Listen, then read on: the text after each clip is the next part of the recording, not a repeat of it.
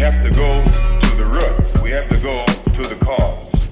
Dealing with the condition itself is not enough. Dear Mr. Massa, I'm just trying to mind my own business. What's the matter? It's just another day, another black king captured. I'm about to lose my brain, stuck inside this ghetto rapture. I got a lot of smoke. If you want it, you can have it. They want a hat trick, but this is black girl magic. Ain't talking about the kind that'll make you disappear, but I'm talking about the power of the melanin within. Ain't looking for trouble, but I'ma say this one time. I put two dukes up if you try to touch mine. We still want justice for Tamir and Trayvon. You say you don't see color, but racism ain't blind. They targeting little kids whose skin look just like mine. So I'm paranoid, it's a war zone outside. And I'm a black queen, so if you ask me to step out of my car, you gon' have to snatch me. Cause I ain't going no damn well. Had to spend my whole life living unfair. Ancestors got my back and they right here. You can never understand, it's a nightmare. Living in my black shoes by the black rules. You can keep your handshake, I don't dap coons. The white man that go nuts if he cash you. But you all on his side like a damn fool. Make it make sense. We are oppressed. Queen. We are exploited. We are downtrodden. Make it make sense. We are denied not only civil rights but even human rights. Ahmadiyyah. So the only way we're going to get some of this Ahmadiyyah. oppression and exploitation Queen. away from us or aside from us is come together Queen. against the common enemy. Who taught you to hate the texture of your Ahmadiyyah. hair? Who taught you to hate the color of your skin? Ahmadiyyah. Parents, pay attention to the books, the school system, even to your little children. Lies mixed with wisdom. His skin too bright, so he was blind to the prison. My skin just right, so I collide with division. You trying to pray to God, but we tired of religion. No savior saving, we got to save our savings. We used to pay miss, how we gon' make the slave rich? But who's to blame, and tell me why you complaining? We need a team effort just to rule the nation. Like a bad relationship, missing communication. We missing moderation. They're trying to get a poison to my population. No reparations, I'm getting tired of Satan. We are oppressed. Queen. I'm getting tired of waiting. We are downtrodden. Queen. We are denied not only civil rights but even human rights. Ahmadiyyah. So the only way we're going to get some of this Ahmadiyyah. oppression and exploitation Queen. away from us.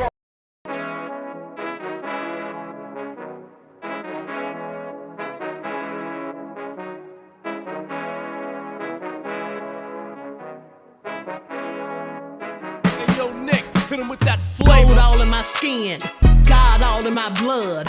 Kings all in my circle, you touch one of mine and you're done. They show no love for the queen, why you hating on me?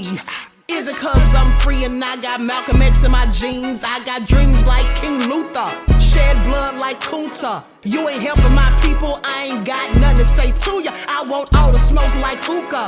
Talking reparations, America won't be great until they give us compensation. I'm like, I'm the hottest right now. That's See right. a bunch of lames out here trying to jock on my style. They be doing too much. I'm the queen, it's too easy. It's like they all at Popeyes, how they be talking so greasy. Real slick. I just sit back and laugh while these haters get madder. So nefarious how they don't want my pockets with cheddar. I tell them they can do better. These snakes in the grass can leave a bite on your ass, cause y'all be trusting too fast. I got my foot on the gas, other one on they necks. Dropping receipts on haters, you better show some respect. I'm never facing regrets, we only facing the threats. Running through every challenge like a relay, break no sweat. It's a cold game, so I got that blanket with me. Now that my people awaken, ain't no going to sleep. I do not play by my piece, this time I'm playing for keeps. You talking slick, but when I see you like them ends, we gon' meet. And I got gold all in my skin, God all in my blood.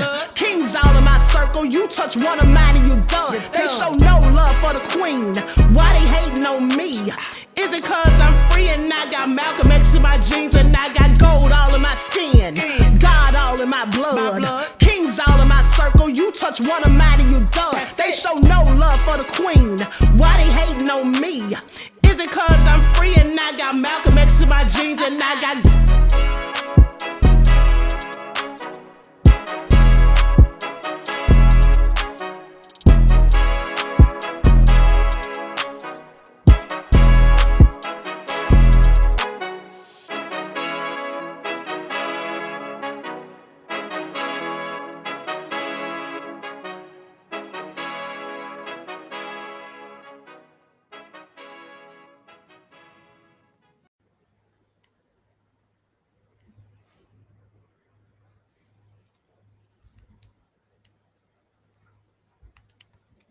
Hello, Grand Rising, everyone.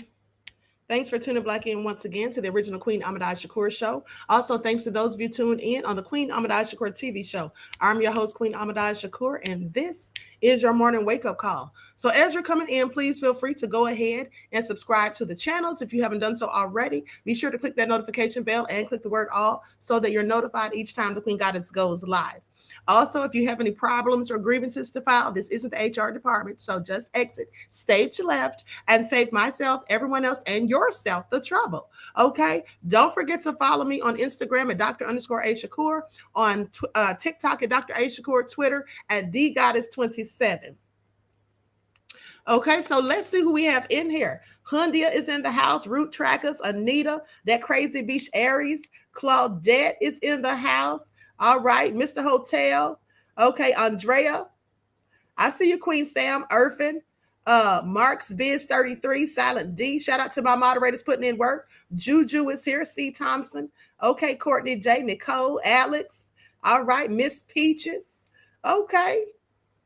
Anita is here. Okay, Eileen. There goes my fan page. Okay, so let's get it popping. Mr. Hotel sent donations early this morning, said it would behoove you to not come in here talking trash. You will get blocked. That's all I'm saying. I know that's right, Mr. Hotel. Tell them again, honey, in case they didn't hear you. Thank you for your contribution to the channel, beloved. Peace, love, and blessings to you. Y'all heard what Mr. Hotel said, so don't try it. Cut the Bullshite is in here, okay? Carlton, Samantha. All right, shout out to everyone in the chat and everyone tuned into the Queen. Okay, so let's get ready. Prince of Paraphernalia is in here, okay? With that all being said, y'all know my chat freezes up sometimes, so I have to have it on my phone also. Okay, so let's go ahead and get started. Nicole Irfin, I see you, beloved. Cherie is in here. Okay. So without further ado, first things first, let me just say this. So I went to the Black Agenda this weekend hosted by Michi X, and it was absolutely fabulous. There was a lot of great speakers, and it wasn't a lot of people from YouTube, which was good because these people are actually more so boots on the ground out there doing active work in the community. They really don't have time to be, on YouTube, as some of us do. But there was some great people speaking. There was Judge Joe Brown, Kwame Kilpatrick, as I told you, they were both coming. And then also there was the young man who was shot at. Remember the young man who was the FedEx driver, Jamarius? I believe that's how you say his name, DeMontario. He was there and he shared his story, but also I was surprised that Ronald Green's mother was there. Do you all remember Ronald Green, the young man from who was in Louisiana, and he was beaten to death and tased by the police. And as he lay there dying, he said, "I'm your brother." Y'all remember that? And they lied and tried to cover it all up. And they said that he drove his car into a tree and that's how he died. But then the truth came out later. So his mother was there to talk about his story as well. It was a young lady there. She was only 17 years old. She gave excellent insight into how the youth feel about some of the social topics and issues that are going on in our community. And I've posted some of the clips on my various social medias, okay, on my Instagram and my Twitter. I posted some of the footage. And so with that all been said, I hate those of you who missed it. I hate that you didn't get a chance to see it, but it was really good, really educational and informative. And they also had classes on Sunday, and they had poetry, spoken word that night, Saturday night. Okay. The event started 9 o'clock on Saturday. And then later on that night, people came back for the poetry and all of that. So anyway, with that all being said, that was great. And shout out to Michi for putting in work. And, like one of the gentlemen there said, he said, they're not grassroots, because he said grassroots hasn't done anything for our people. He said they coined the phrase mud roots because they get it out the mud. All right, pay attention. And also, just to let you guys know that I'm going to be doing an interview later on today with 2 Black filmmakers. They're going to be sharing their insight as being Black men in film, and also, information about the industry. Okay, and they'll share with you some of their upcoming projects and some of their current projects.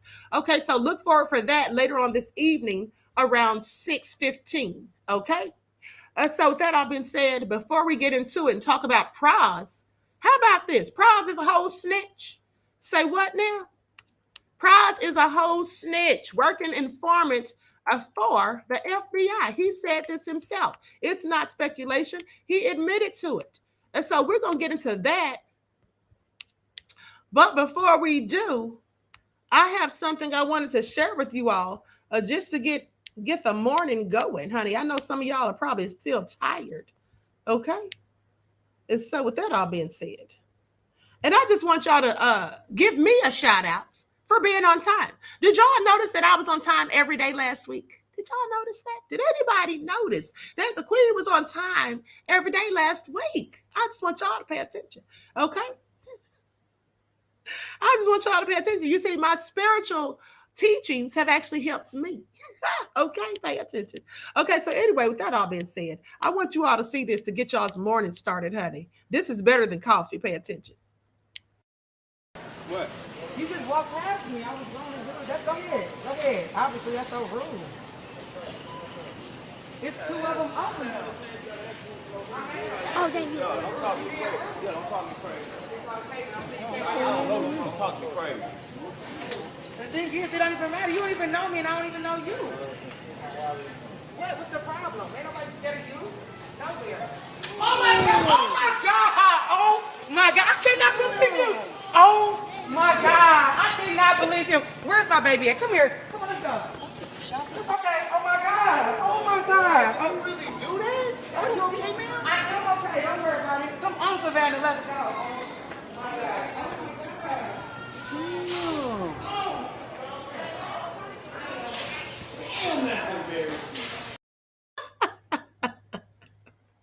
Now, that was just so wrong in so many ways, okay? That happened right here in Atlanta. This is the nefariousness that goes on, people.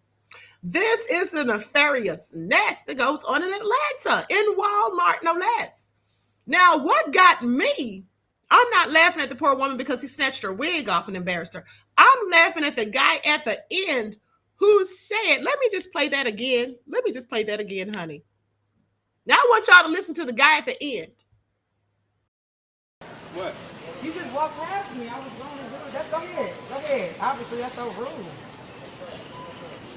It's two of them open. Oh, thank you. Don't talk me crazy.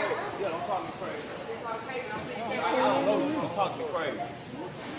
The thing is, it don't even matter. You don't even know me, and I don't even know you. What? What's the problem? Ain't nobody scared of you? Nowhere. Oh my God! Oh my God! Oh my God! I cannot believe you! Oh my God! I cannot believe him. Where's my baby at? Come here. Come on, let's go. Okay. Oh my God! Oh my God! Oh, you really do that? Are you okay, man? I am okay. Don't worry about it. Come on, Savannah. Let's go. Oh my God.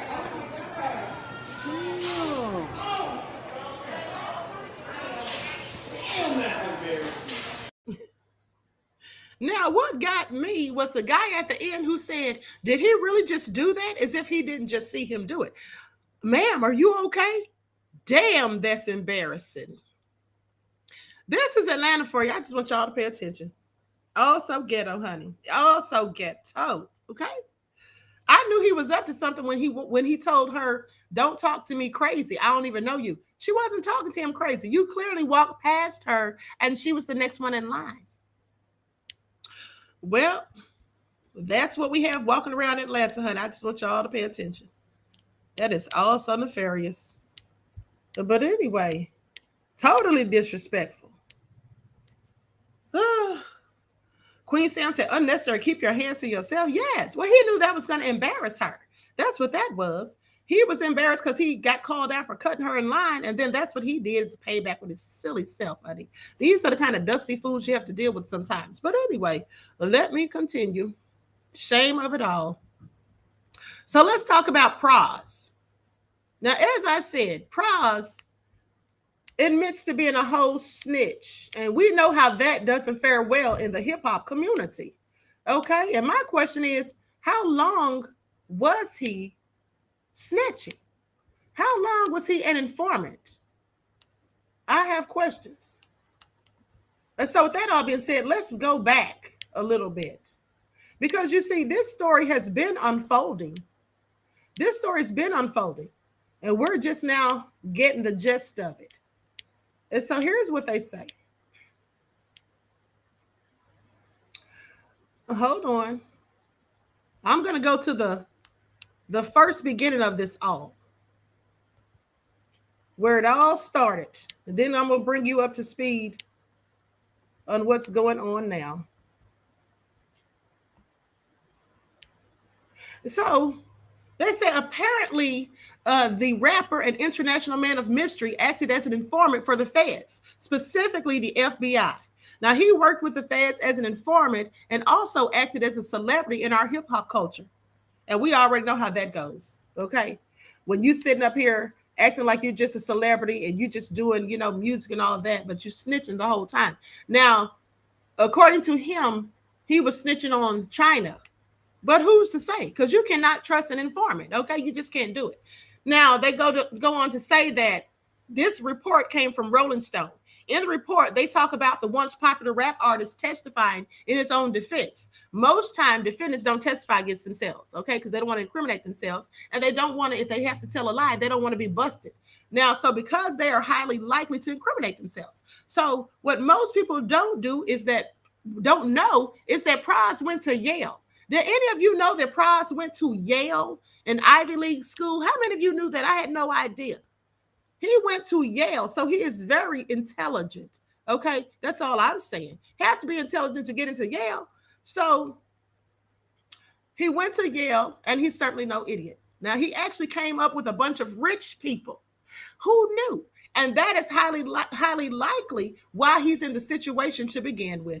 You see, he stands accused of acting as an intermediary in an international plot to give Obama and Trump mad money. Okay, that's what they say. He was supposed to give them all of this money, honey. And they say that basically on his trial, he's on trial for conspiring to make illegal campaign contributions using foreign funds, witness tampering, and failing to register as a foreign agent of the Chinese government. Prosecutors also accuse him of working with Lowe to illegally funnel money to Obama's re-election campaign and lobby Donald Trump's administration. Now, isn't that something? Like, who would have ever thought any of this?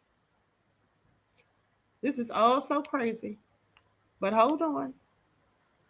And here's another thing. Now,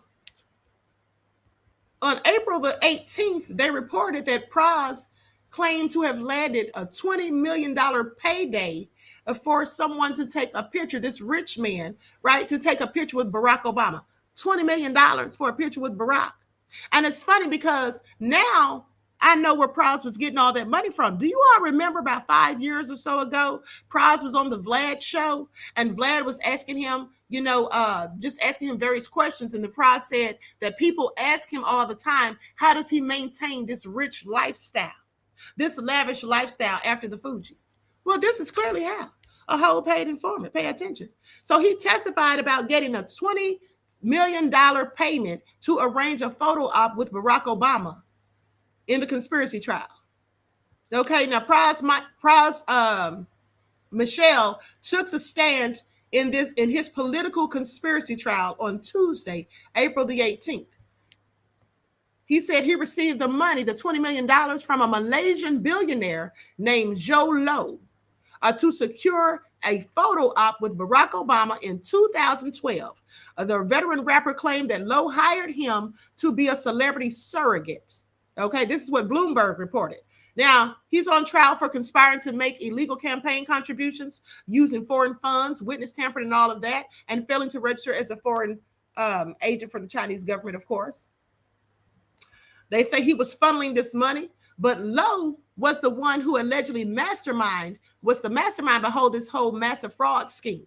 And he's currently a fugitive. They don't even know where this man is, okay? It was known as the IMDb scandal.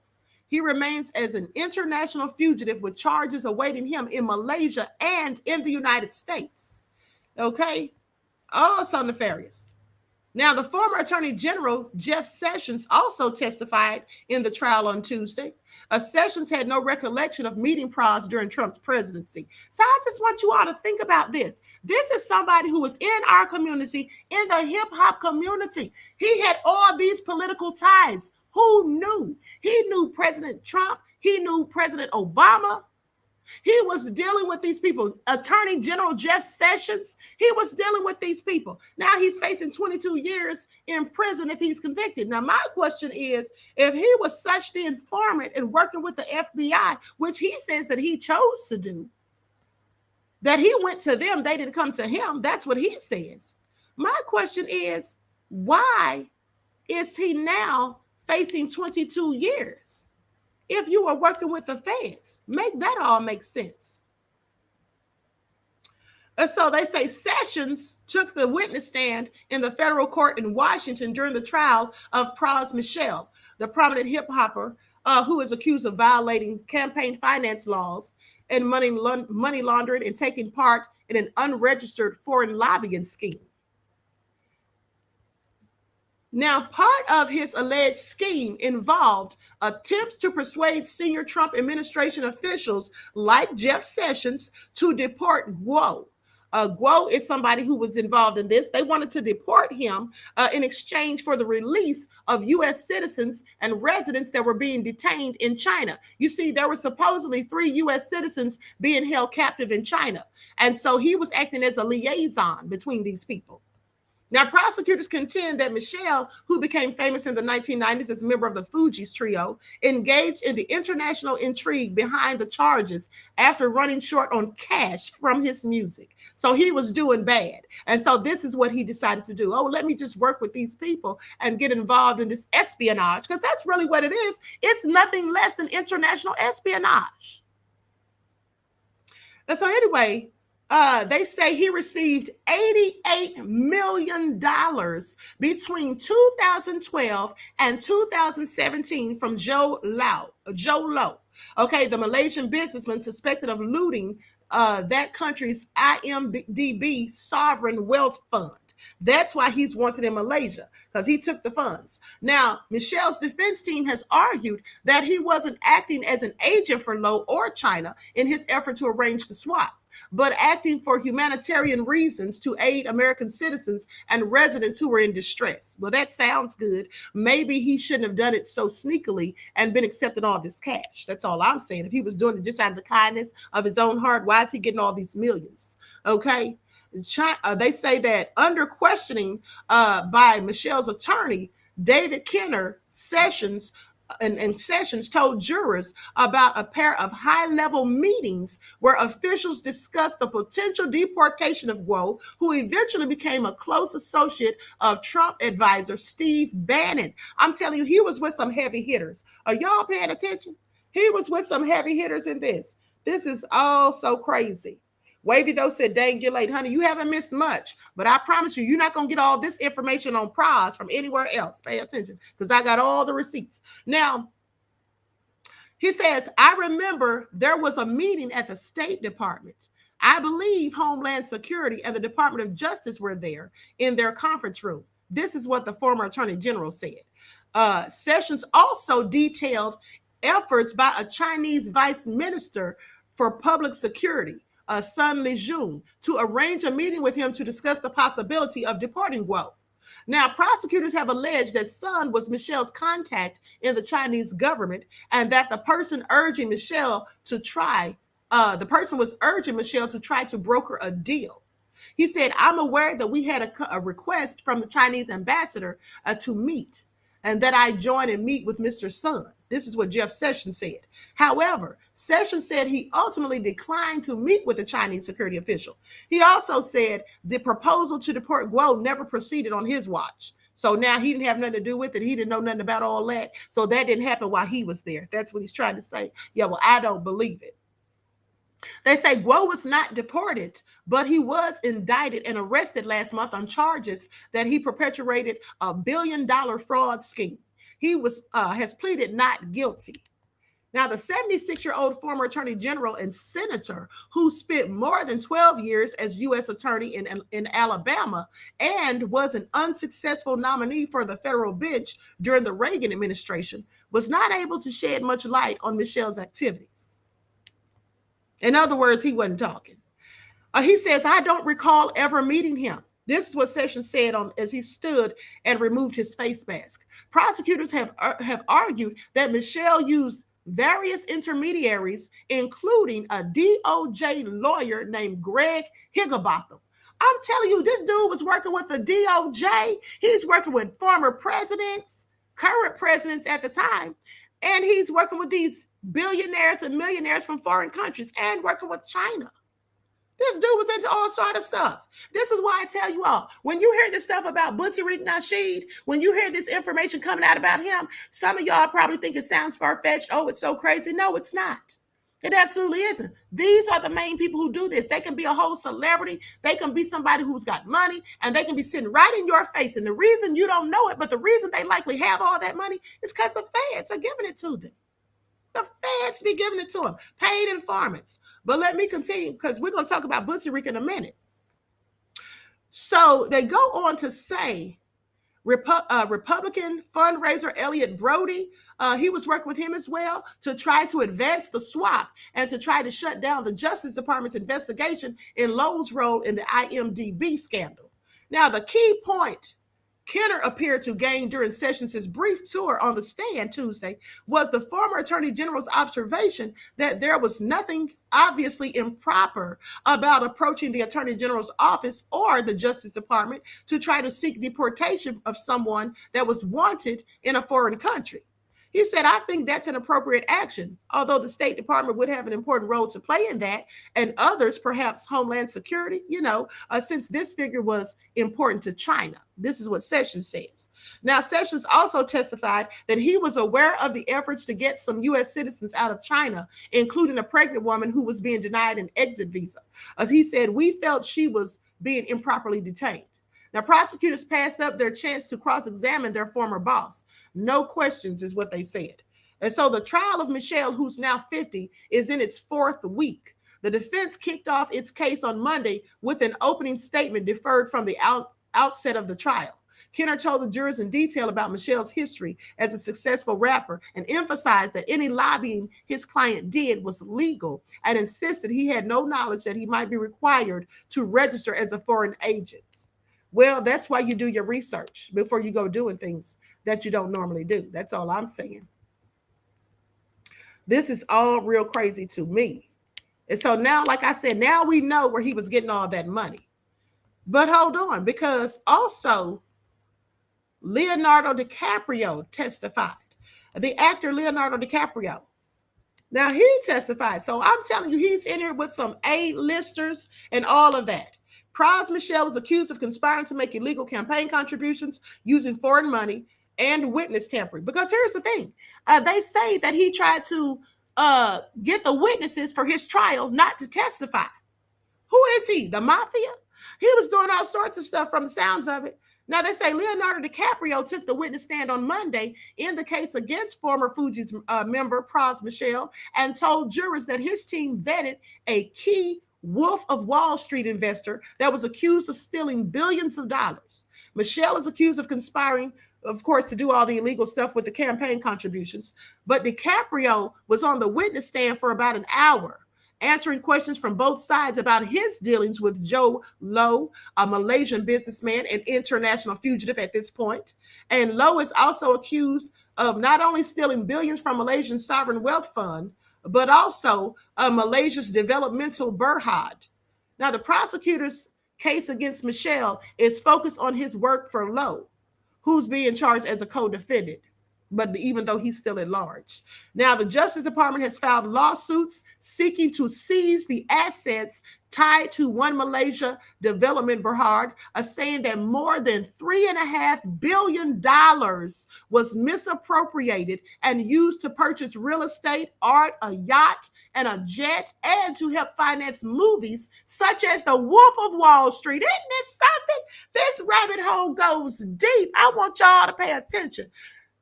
The Wolf of Wall Street, the movie that Leonardo DiCaprio played in. So this money supposedly funded that too.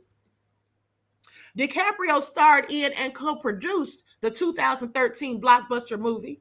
And DiCaprio said he understood that Low was a prodigy in the business world, but still had his representatives and attorneys vet this investor to see whether the financing was good or not, and to see whether it was safe to accept it. Lowe's funding covered the financing of the film, payment for the cast and crew, and everything that goes into movie making, according to DiCaprio.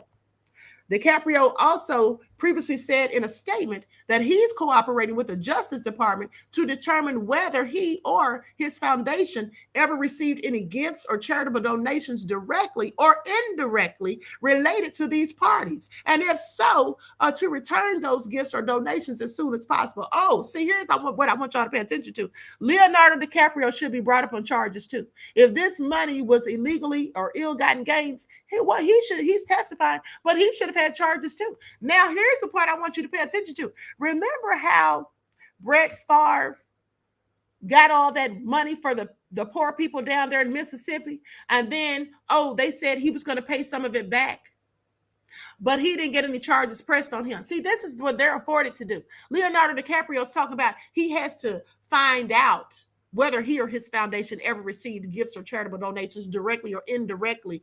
And if so, return the donations as soon as possible. Sit down somewhere. He knows whether or not they got money, and likely they did.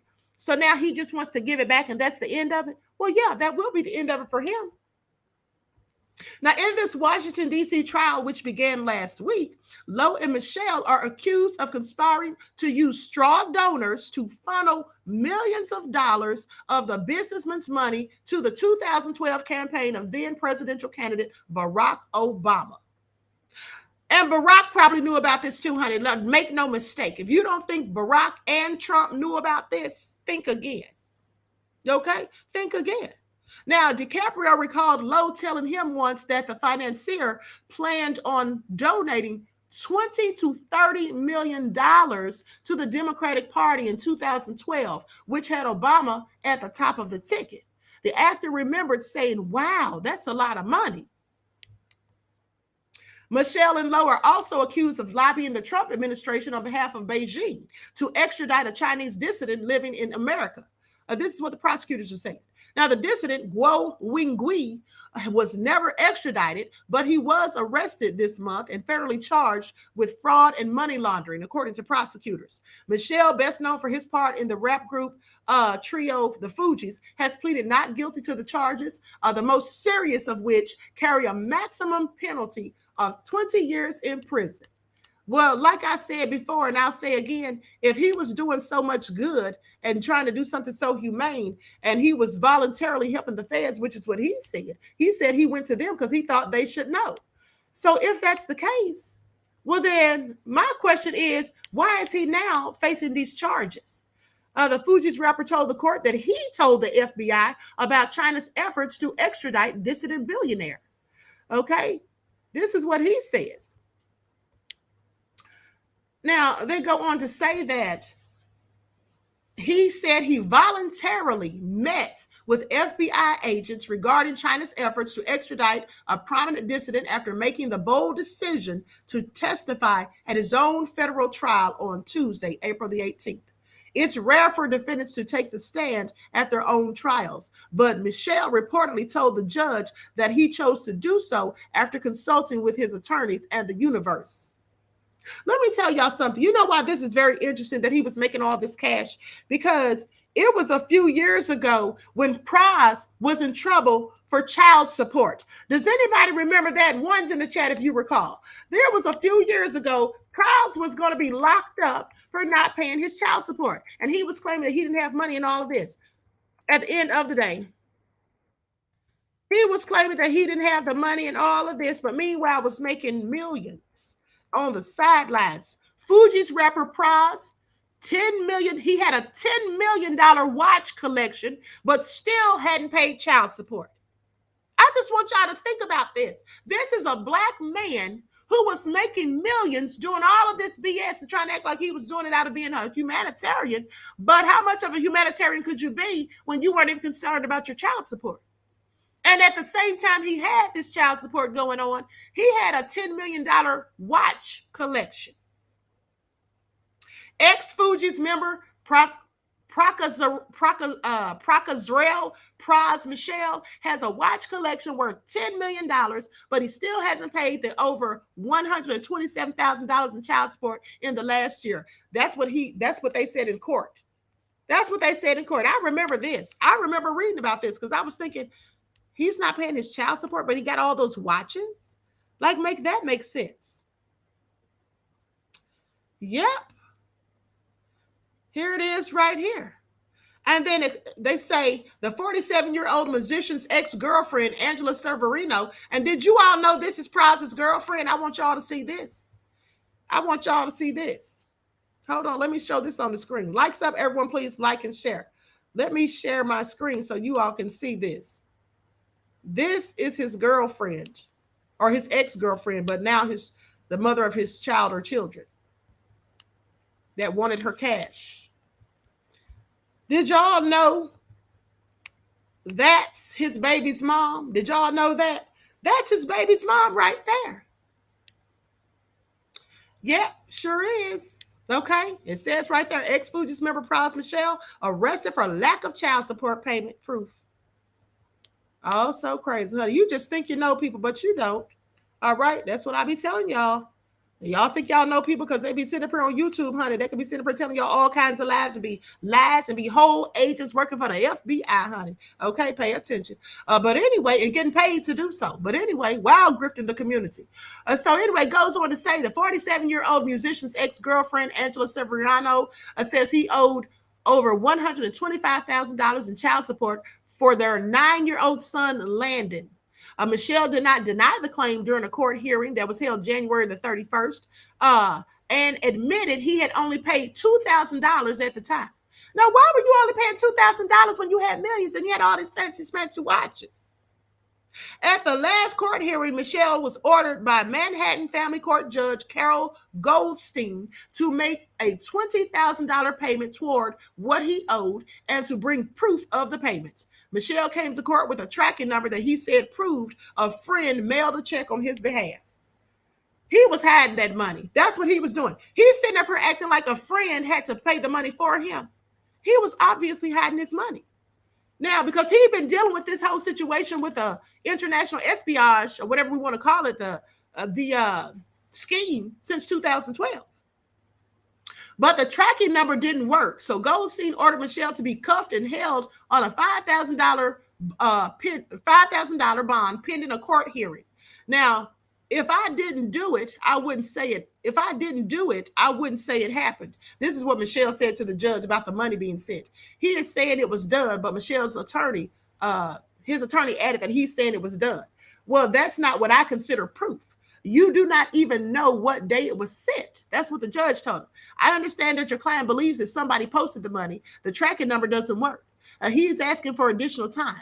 I will direct an undertaking of $5,000, Goldstein said, before she had 3 court officers take him into custody.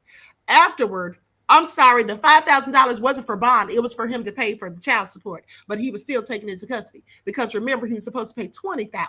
Now, afterward, outside court, Fieldman said, what can I say? He says he made the payment, but he didn't have enough proof to satisfy the judge. Hopefully somebody will send me further documentation and then maybe I'll advance the case. This is all so foolish. At the end of the day, Severino's lawyer, Robert Wallach, said Michelle's excuses are nonsense and that he deserves to sit in jail until he pays my client the more than $125,000 that he owes her. Michelle has said the only reason he fell behind on the $4,800 monthly payments was because the feds had seized $74 million of his money when they slapped him with federal campaign finance violation charges. Oh, so that's what happened. Michelle has maintained his innocence in that case. So he was doing all of that and working with the feds, and those same feds seized his money. Please make that make sense. Please make it all make sense. What a tangled web we weave, okay? That's all so crazy. So at the end of the day, this man is facing 20 plus years in prison. 20 plus years. I am Koa says, preference said, run me my money. Okay. This is what they do, says Ali. Absolutely. They break their toys, says that crazy beach heiress. Yes, they do. Once they use you, like in the words of Dr. Neely Fuller, once they're done with you, are done with their tools, they break them. And that's what they did with him. Now it looks like he may be going to prison, but how are you working for the feds, honey? And they just go send you on up the street. He's going to have to figure it all out. Dragon Lily said, where is he getting all that cash? Okay, that's what people were wondering. He said it himself on the Vlad interview 5 years ago. I remember it. He sat there and he said, oh, his friends and people be asking him, since you're not, doing your music anymore, well, how are you able to maintain this lavish lifestyle? And he started saying something about he was doing investments and all this kind of stuff and doing stuff behind the scenes. You was doing stuff behind the scenes, all right, honey, but it wasn't music. Okay, it wasn't no music. Oh, I'm sorry, it was music. He was singing like a mockingbird to the feds. That's what he was doing, honey. That's the music he was doing. He was singing like a whole mockingbird, honey. Okay, snitching. That's what he was doing. I know they say snitches get stitches, honey, but in his case, he might get 20. Okay, pay attention. Exactly. We clearly have questions, Pras. Okay, absolutely, Mr. Hotel. He needs to sit down somewhere, honey, because he done dug a hole so deep. I don't know if he'll ever be able to see his way up out of there, honey. Okay, singing like a mockingbird, honey. Forget rapping. But anyway, here's the next nefarious story. I want you all to pay attention because this is about, you all remember I reported to you all about the Uhuru Socialist Group, the Uhuru Socialist Party, and I was telling you how the 84 or the 81-year-old member, the leader and the founder and chairman, Ahmadiyyah, he was basically saying how they raided his home with drones. You all remember I reported that story, right? How many of you all remember that? One's in the chat. One's in the chat if you all remember me reporting that story. Yes, Evan, he was a double agent, beloved. Absolutely. That's why I said international espionage, honey. Okay, Miss Hotel said he remembers. Okay, good. Y'all remember. So let me tell y'all what's going on right now. I told you all, didn't I predict this? I've been telling y'all this stuff since November of 2020, Thanksgiving Day, about the food and the famine, the money and the digital currency and all that stuff.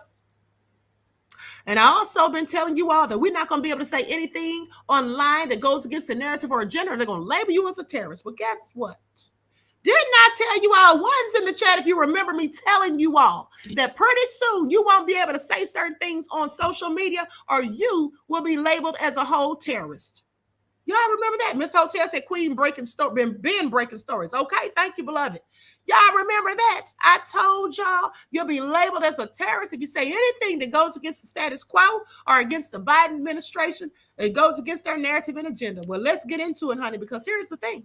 They raided that man's house, him and his wife, early in the morning, in the wee hours of the morning, last July of 2022. That's when I broke the story.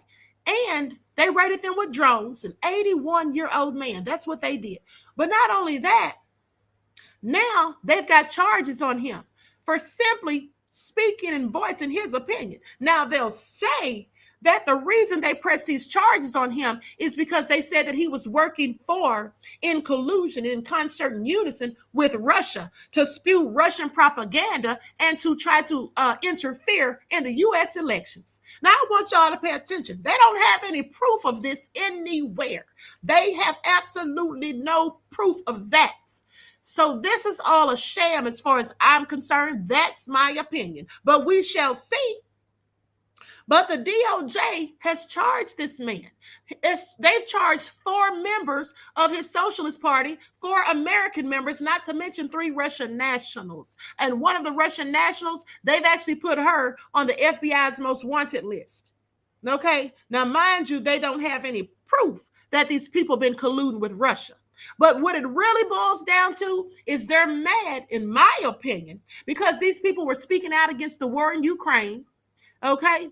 They were speaking out against the war in Ukraine. They were talking about reparations. Okay? And they have been fighting for liberty and justice and freedom of African people and African American people all over the globe. And that's the problem. This man says they've been targeting his organization for decades because this organization is actually like 50 years old. So now they finally came up with some BS to get him on. But I want y'all to pay attention because it's all so crazy. When would we have ever thought we would see the day in the divided snakes that you could be facing a whole decade in prison for just speaking your opinion? Because that's all they really did. Hold on, we're going to get into it. 4 African socialists charged with election meddling for Russia after FBI raided their homes. This is what they say. And so they say the 4 radical American socialists, I want y'all to pay attention to the words they use. They're calling them radical. Okay, that's like extremists. Okay, yeah. So they say 4 radical American socialists have been charged with election meddling and spreading Vladimir Putin's propaganda after they were arrested in a dramatic FBI raid. Here's the thing. Because they spoke on the behalf of Russia and against Ukraine, so they equate that to them spreading Vladimir Putin's propaganda. I just want you to pay attention.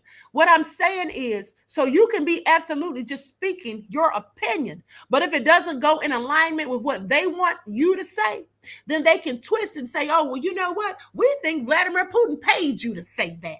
We think you've been working for Putin in Russia all along. Matter of fact, you did take a trip to Russia. See, that's the thing. He took a trip to Russia. That doesn't mean anything. People take trips all the time. Biden has never taken a trip to Russia. Biden wasn't over there in Ukraine. Didn't they have some rumors out about him and his son receiving all this money from Ukraine? Is that why Biden was sending all the money over to Ukraine? I'm just saying. They don't question that. But when it's somebody who looks like me, they got questions. Pay attention. Now, the 4 of them, 2 of them white, are members of the African People's Socialist Party, a 50-year-old Black empowerment organization. Now, Ahmadiyyah, the group's founder and chairman, was one of the 4 Americans and 3 Russian nationals indicted on Tuesday, claiming that they're sowing discord, spreading pro-Russia propaganda, and interfering in elections within the United States.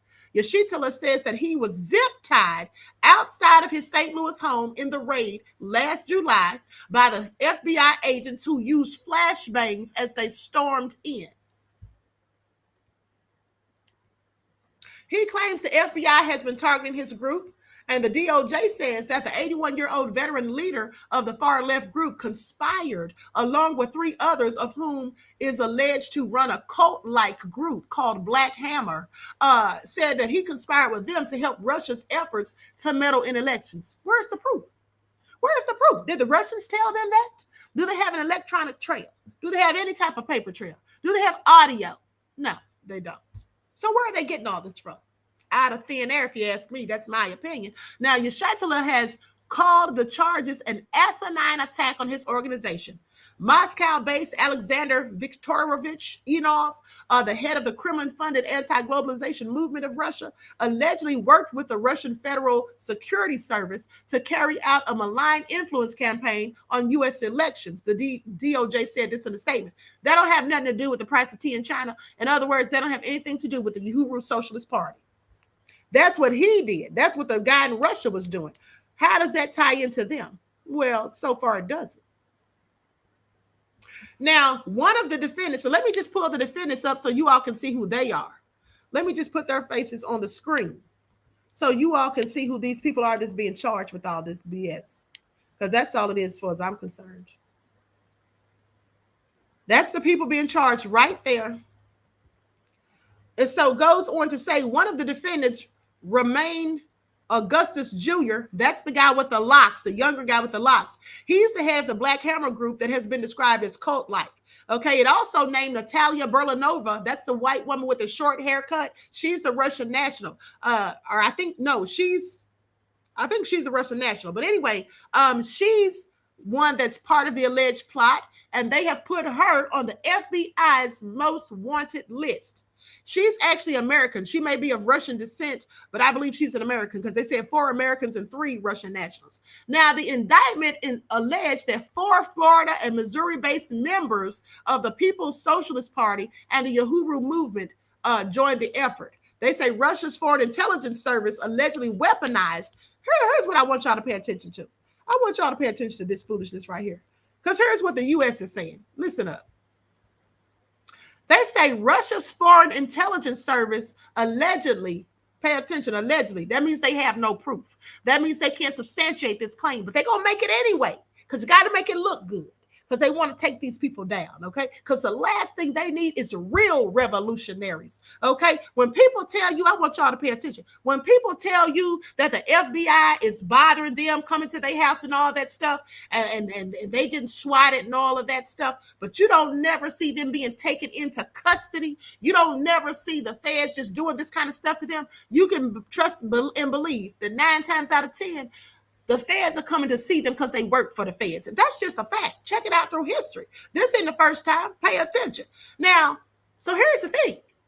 They say Russia's Foreign Intelligence Service allegedly weaponized our First Amendment rights, freedoms that Russia denies its own citizens, used it to divide Americans and interfere in elections in the United States. Now, this is what Assistant Attorney General Matthew Olsen said, okay, one of the Justice Department's National Security Division. That's who he is. Okay, the Assistant Attorney General Matthew Olsen of the Justice Department's National Security Division. He said that they've likely weaponized our First Amendment. Here's the thing. We don't have a First Amendment.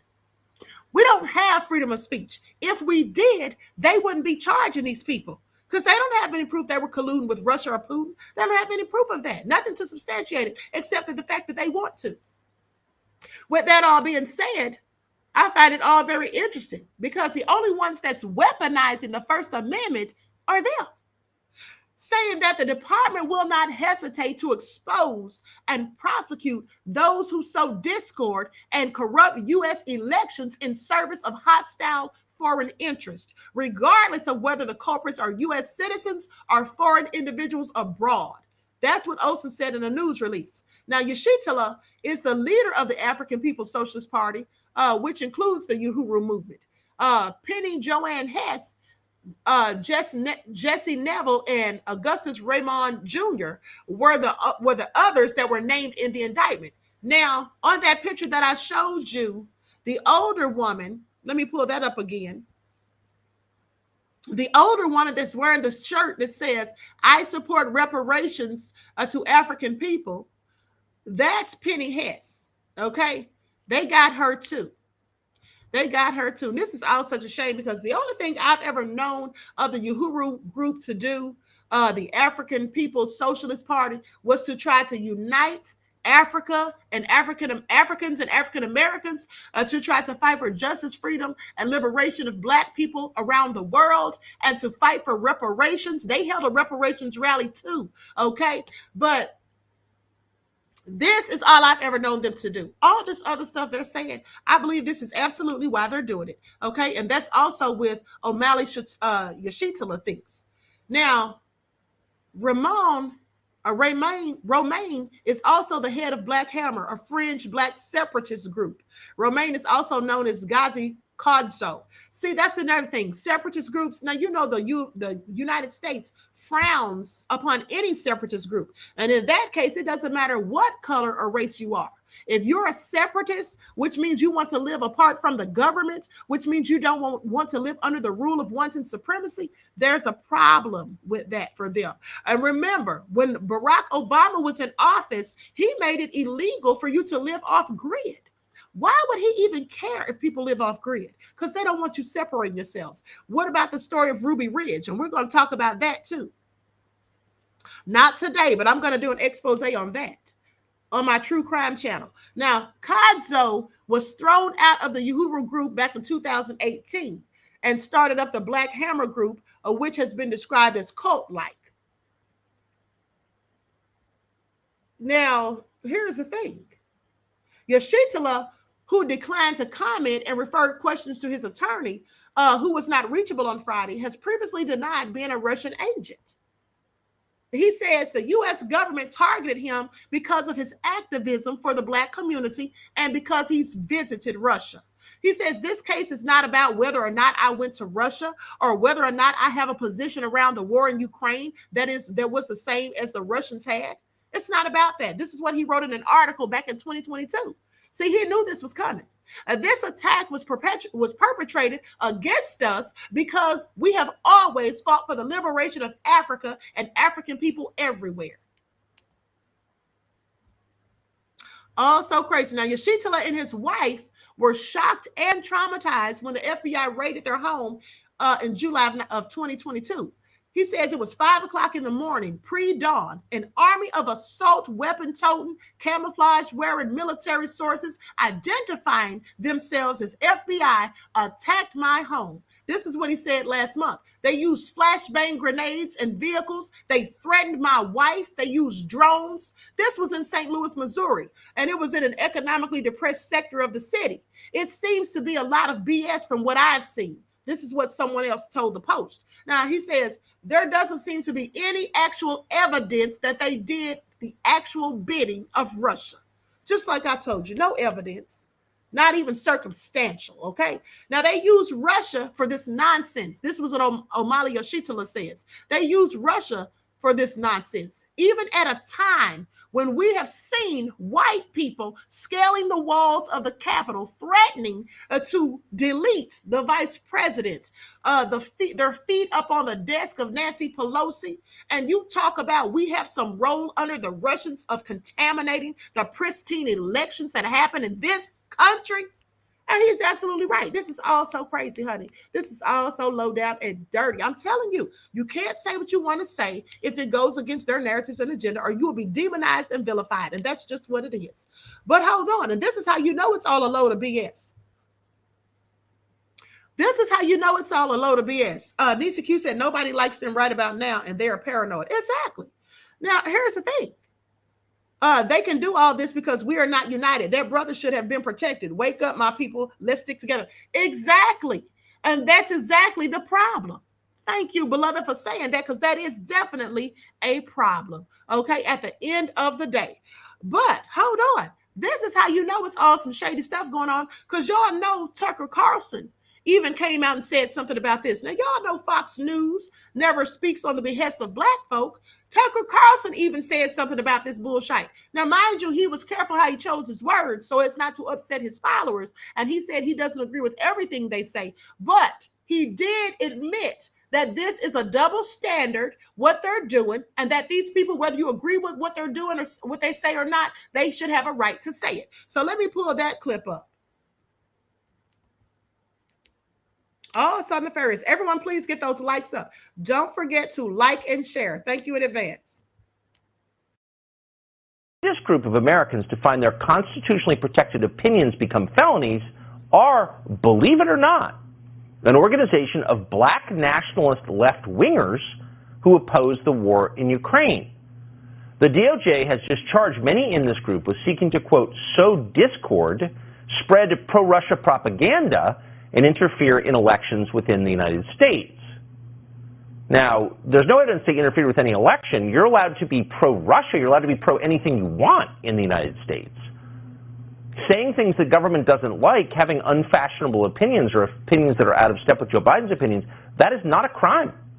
You can spread pro-Russia propaganda if you want to. You can spread anti-Russia propaganda if you want to. You can say whatever you want, but not anymore. According to the indictment, the criminals in question, quote, wrote articles that contained Russian propaganda and disinformation. Huh? They also gave speeches and posted videos that annoyed the State Department. Here's one of them. There's a discussion about Russian military border buildup on its border with Ukraine, and how this represents a terrible threat to Ukraine by Russia. But there is no acknowledgement of the history that took us to this place, how the U.S. overthrew, participated in facilitating the overthrow of a government in Ukraine that was friendly to the Soviet Union. Nor does it talk about the history of this relationship between Ukraine and Russia. This is an ongoing aggression. It did not just start. It's been going on for a while, but the U.S. government relies on the ignorance of the people in this country and much of the world that's facilitated by people like Zuckerberg. So, for whatever it's worth, we're not really sure who that guy is. We know he's American. Pretty sure that on a lot of issues we likely would not agree with him. A lot of what he just said in that video seems to be true. But even if it weren't true, even if he was wrong, it would still be constitutionally protected speech. In a free country, which we had until recently, you are allowed by definition to have dumb opinions. Most of us do, but not anymore. So that man you just saw is facing 10 years behind bars for expressing views about Ukraine that the Biden administration doesn't want to hear. That's terrifying. Does no one else think that's terrifying? It is terrifying.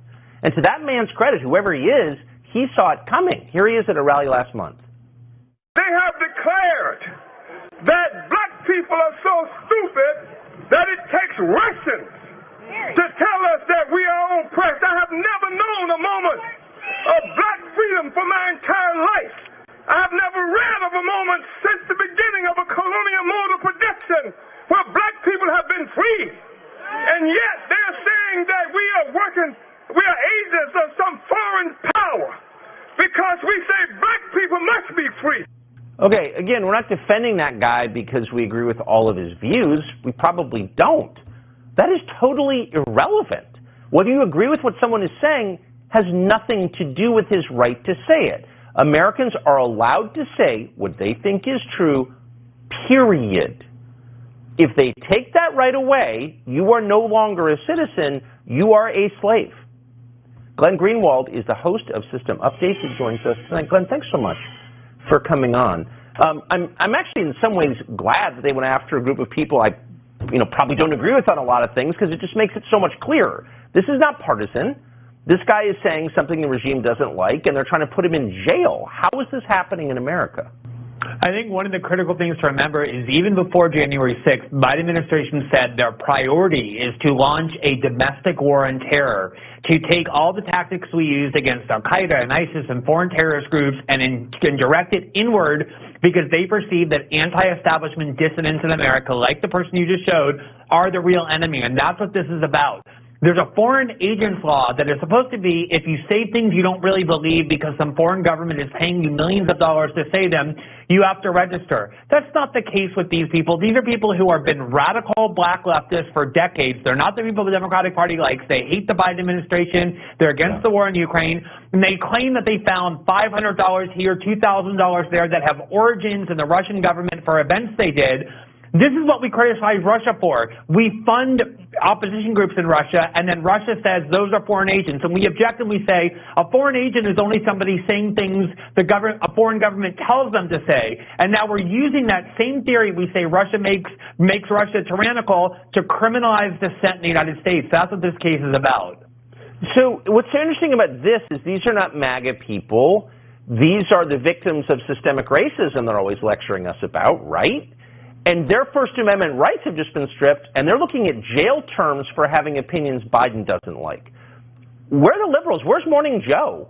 Where are all the sensitive white liberals to defend these people?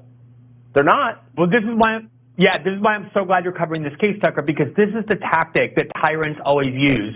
When they want to implement an authoritarian precedent, they choose people that makes others uncomfortable. When they wanted to start banning people from the internet, they chose Milo Yiannopoulos and Alex Jones because they knew that even Republicans would say, I don't want to defend those people. They're a bridge too far. And then the precedent gets set and they expand it inward. Again, these are not people the kind of black radicals Democratic Party establishment representatives like. They're people who attack the Biden administration, who don't vote Democrat. These are real dissidents, and they know that not even Democrats will defend them. No, they're not taking money from Apple and Facebook. They weren't in on the BLM scam. They actually mean it. Now you're making me like them. Glenn Greenwald, I appreciate your coming on tonight and getting, as you always do, to the core issues underneath it all. Thank you. Okay, so y'all heard that, and they call them out. I love it when they call one another out because that's when you get to the truth of the matter. You see, for the Biden sexuals amongst us, there you see, where are they to defend these people? Well, they're nowhere to be found because, in fact, they're the ones persecuting them. This isn't Trump.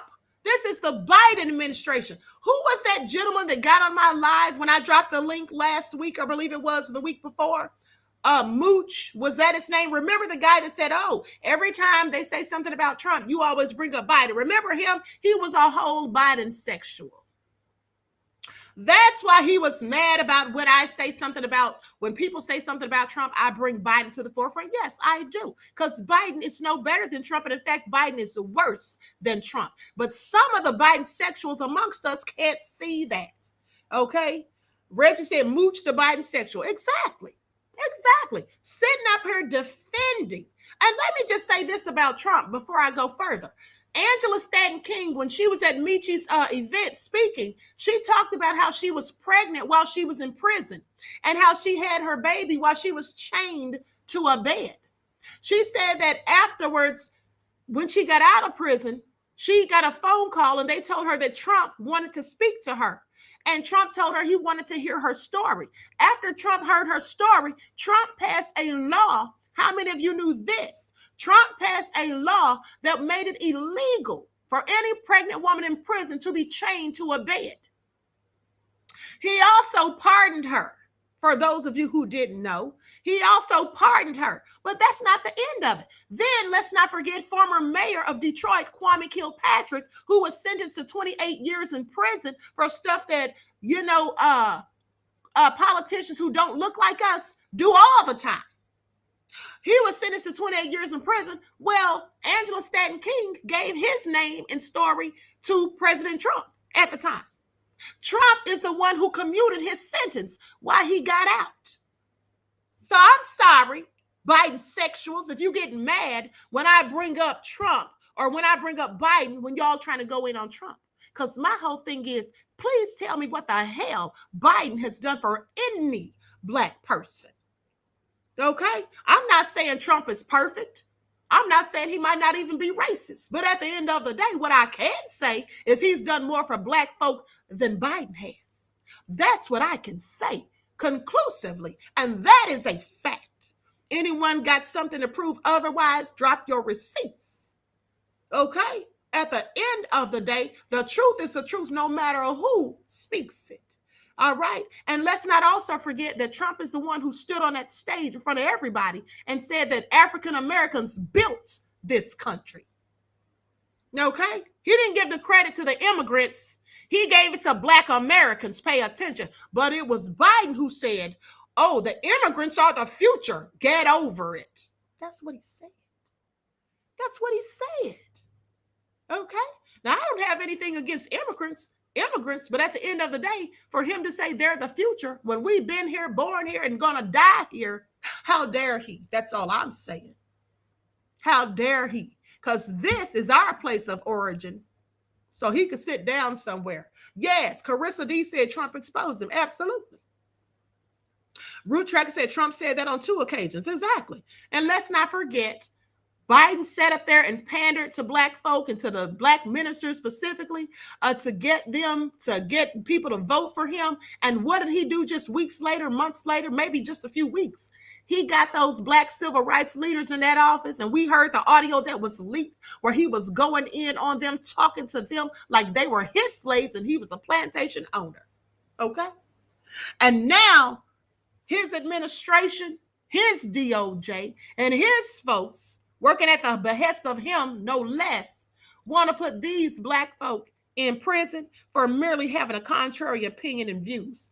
I just want y'all to pay attention, okay? And let's not forget what he said about the N-word. Y'all remember, we don't need another big shot jigger. We already got a jigger mayor. What black person in their right good mind would try to defend that? Okay? What black person in their right good mind would try to defend that? Then that dude got up here talking about they got my name on a list on Facebook, talking about I'm just like Officer Tatum. Sit down somewhere. You're the one that's like Officer Tatum. If you sit up there and try to defend Biden, but he kept lying while he was sitting here. Oh, I don't like either one of them. Yeah, you like them. You like Biden. You're a whole Biden sexual. That's why he was mad when I bring up Trump and Biden. When I bring up Biden and compare him to Trump in the first place. That's why he was mad. Like, sit down somewhere. So anyway, honey, I just thought that was all very interesting and quite frankly, low down and nefarious how they trying to do these people. That man's 81 years old. These are the years where he should be able to relax, retire, and enjoy his life, him and his wife. But instead, in the wee hours of the morning at 5 a.m. pre-dawn, they're busted into his house out of nowhere with flashbang grenades. They're coming up in there with drones. They're zip tying him and making him sit outside of his own house while they run up in there and rummage through his things, threaten his wife. Do you know how defenseless he probably felt? Do you think about how defenseless you would feel had that been your wife, for the men in the chats, your wife, your daughter sitting up there, and these people coming in there threatening them, and they got on camouflage and carrying big guns like they going to war in Iraq?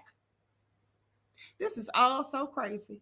This is absolutely all so crazy. But like I told y'all, honey, it's only going to get worse because the devils are not through. The devils are working overtime, and they don't take any days off, okay? Like Bob Marley said, the bad people don't take any days off, and neither should we. Neither should we, okay? Period. And so anyway, now let's talk about Breonna Taylor, because there's an update to the Breonna Taylor case, okay? The cop who fired the fatal bullet, the fatal shot that took Breonna's life, Miles Cosgrove, well, he just got a new job. He's living his best life. That's what he's doing. He's living his best life, partially thanks to Daniel Coonmaron, the Attorney General of Kentucky. I just want y'all to pay attention, okay? At the end of the day, he's living his best life. Let's get his mug shot up here on the screen. Oh, that's right. He didn't have a mug shot because he wasn't arrested. But let's get his picture up here on the screen. That's him. Let's talk about it because he's living his best life, honey. Listen to this. Cop that fatally shot Breonna Taylor hired at new sheriff's department. Well, it must be nice. And so they say the cop responsible for firing the bullet that deleted Breonna Taylor in Kentucky during the police raid now works at a sheriff's department just an hour away. How convenient. Former Louisville Metro Police Officer Miles Cosgrove, along with two others, was fired in 2021 after Taylor's demise in 2020, but he was never convicted despite damning video footage and witness accounts. But they want to lock black folk up for speaking opinions and for stating their own views and thoughts. That's contrary to the administrations that's currently in office. He was never convicted, and a fourth officer retired after the shooting. But Thursday marked the start of Cosgrove's new gig at the Carroll County Sheriff's Department. Okay, Chief Deputy Rob Miller told the outlet, said there will be opinions on both sides of the equation, but ultimately we're going to give him a chance. Well, of course you are, because y'all just as racist as he is. Oh, please. They're probably going to give him a nice new position and everything. Pay attention.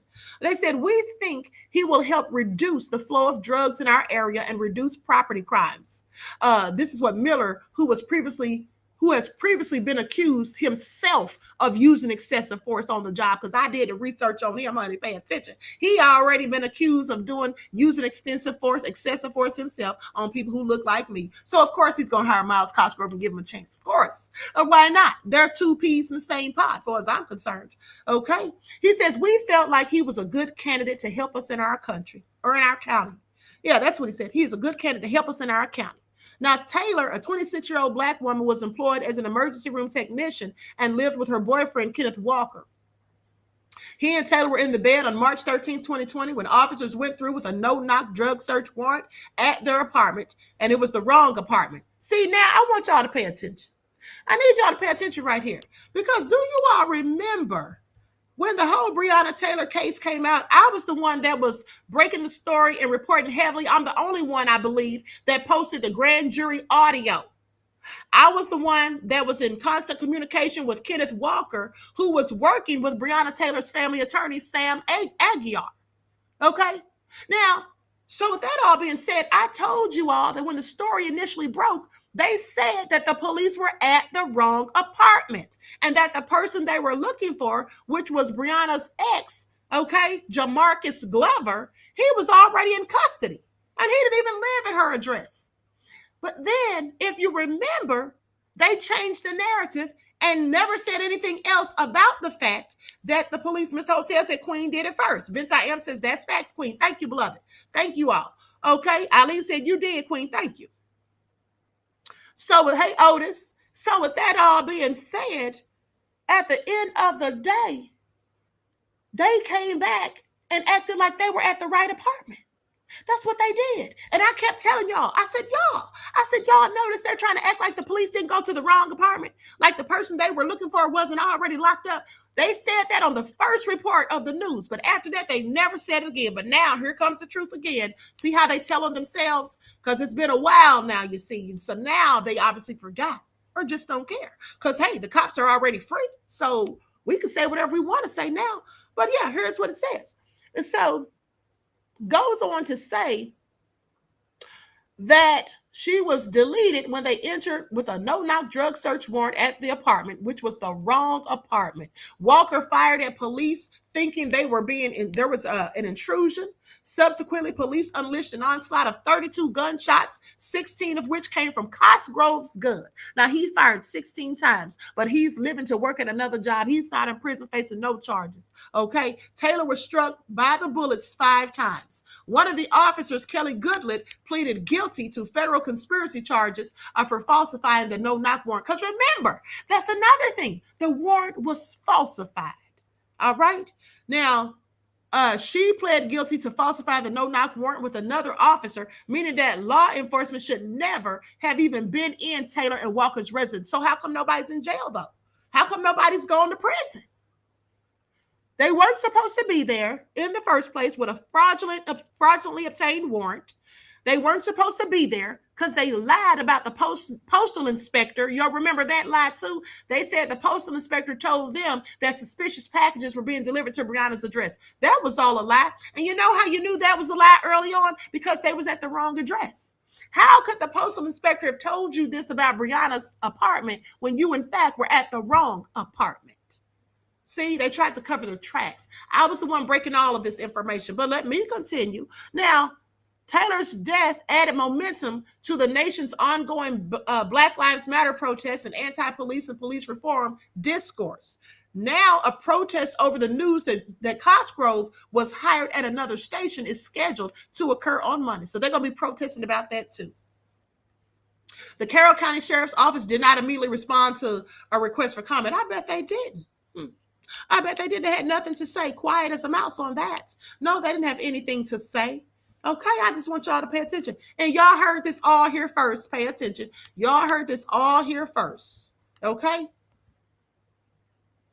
Now, with that all being said, I got more news for y'all. Pay attention. And so, let's look at this interview for the young guy who was shot, the 16-year-old Ralph Yarrow. I'm sorry, not Ralph Yarrow. Hold on. No, the young man that was deleted down there. The one they fed to the one that they decapitated his head, right? They did all this heinous stuff to him. He called his mother and said that there was white men in 3 trucks following him. Well, his mother finally gave an interview. I can only imagine the pain and suffering that she's going through and why it took so long. But let's talk about the demise of poor 25-year-old Mr. Carter. Let's get into Ben Crump has said this is a brutal hate crime and it needs to be investigated as such. He actually told me that it was 3 white trucks full of white men trying to harm him, trying to kill him.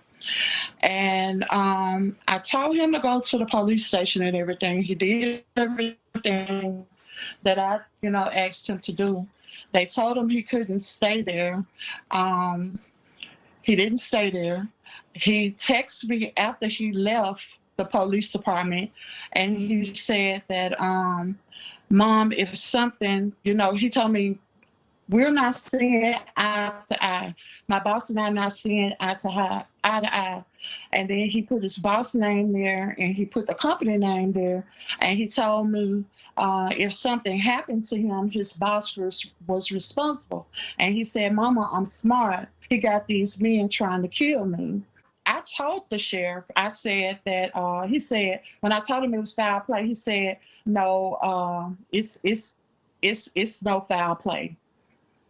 Rashim was found on November 2nd in that condition, and it wasn't even like a day before the no foul play was, posted on Facebook. And it wasn't until our firm and a lot of other people started saying, this doesn't add up.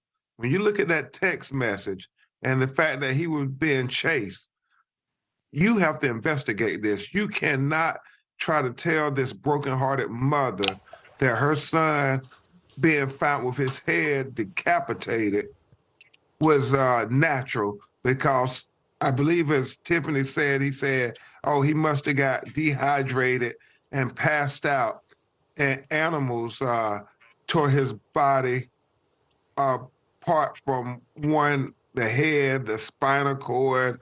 I mean, it makes no sense whatsoever. What sense does it make for the police to say there is no evidence of foul play? He didn't dismember himself.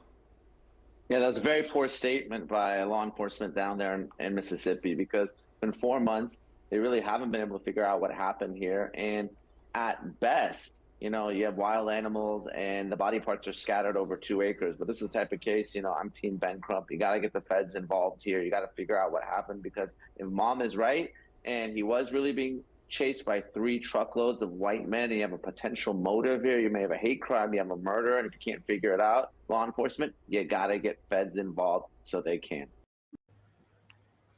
Also low down and clearly nefarious, honey. They want to sit there and act like that wasn't a whole hate crime. They want to act like there's no reason to suspect foul play. Here's the question. How do you not suspect foul play when that young man came to the police department and told them that people were chasing him? How do you not suspect foul play when he called his own mother and told her what was going on, and he suspected someone was going to do something to him, and even named who the person was? How is there no reason to suspect foul play? I think the police are in on it. I absolutely think the police are in on it. And the FBI needs to get down there and figure all this out. Okay? Because somebody needs to come up with some answers, because this isn't it. This is not it. Okay? Also nefarious. It is also nefarious, honey, but this is what they do. This is what they do. But hold on. Now, I want y'all to pay attention to this, because now let's talk about the shooting of Ralph Yarrow, the 16-year-old who was shot in the head and the arm, right? And the young woman, Kaylin Gillis, who was shot when her friends turned around in the wrong driveway, supposedly. Well, former Vice President Mike Pence, he defended the shooters. Yes, he did. Let's get into it. Former Vice President Mike Pence suggested that 2 men who shot people because they mistakenly went to the wrong home were simply responding to fear of a crime wave. That's what he said. Okay.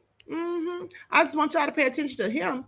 Now, during an interview on CBS, correspondent Robert Costa confronted Pence about a spat of gun violence in recent weeks. And he says, and it's at times legal gun owners shooting people who come up to their door on a driveway in a parking lot, Costa said, referring to the shootings of Ralph Yarrow and Kaylin Gillis. He says, well, our hearts go out to the families of lost loved ones and the incidents in Kansas City and in upstate New York. This is what Pence replied. He said, I just can't imagine the pain that they're enduring in that tragedy. But tragedy should not require us to forfeit our liberty, he continued. And the right of law-abiding citizens to keep and bear arms is enshrined in the Constitution of the United States. Pence speculated about why 2 innocent people were shot for going to the wrong house. He says, I can't imagine the circumstances. Yeah, this is what he says. I can't imagine the circumstances. Hold on. Let me see. I think this might be the video right here. Yeah, I'm going to share my screen.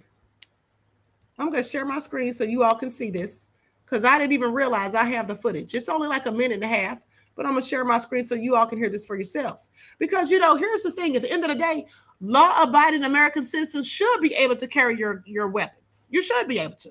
We don't have anything to do with nefarious people who have hatred in their hearts for people who don't look like them, and they go out here and commit heinous acts and delete people. We don't have anything to do with that. So yes, you should be able to carry your weapons. But at the end of the day, for him to justify and say that they feared because of a crime wave, no, sit down somewhere. First of all, there wasn't fear that drove them to do it. That was hate. Because here's why it was hate. Because the man who shot Ralph Yarrow, Ralph Yarrow was unarmed. He was standing there at the door, unarmed. Okay, why would you shoot him? Not once, but twice. That's a hatred in your heart. Okay, that's not fear. If you were so fearful, you would have stayed in your house with your door locked and called 911, as any elderly person who's afraid for their lives would do. Okay, then in the other case, when Kaylin Gillis was shot, her friends turned around in the wrong yard and they were leaving the driveway. They'd already made the turn and they were leaving when the homeowner came out and fired at them. Okay, so I'm sorry. Monahan fired at them because he was hateful and wicked. And maybe he thought there were people who looked like me. I don't know. Maybe he knew it was people who looked like him and just didn't care. Either way, it was hatred that drove him to do it, not fear. If someone's turned around in your driveway and you're afraid, why do you come outside? They can't make this make sense. Okay, that's what they can't do, no matter how they try. Pay attention. With that all being said, I'm going to share my screen. Likes up, everyone, please. Don't forget to like and share.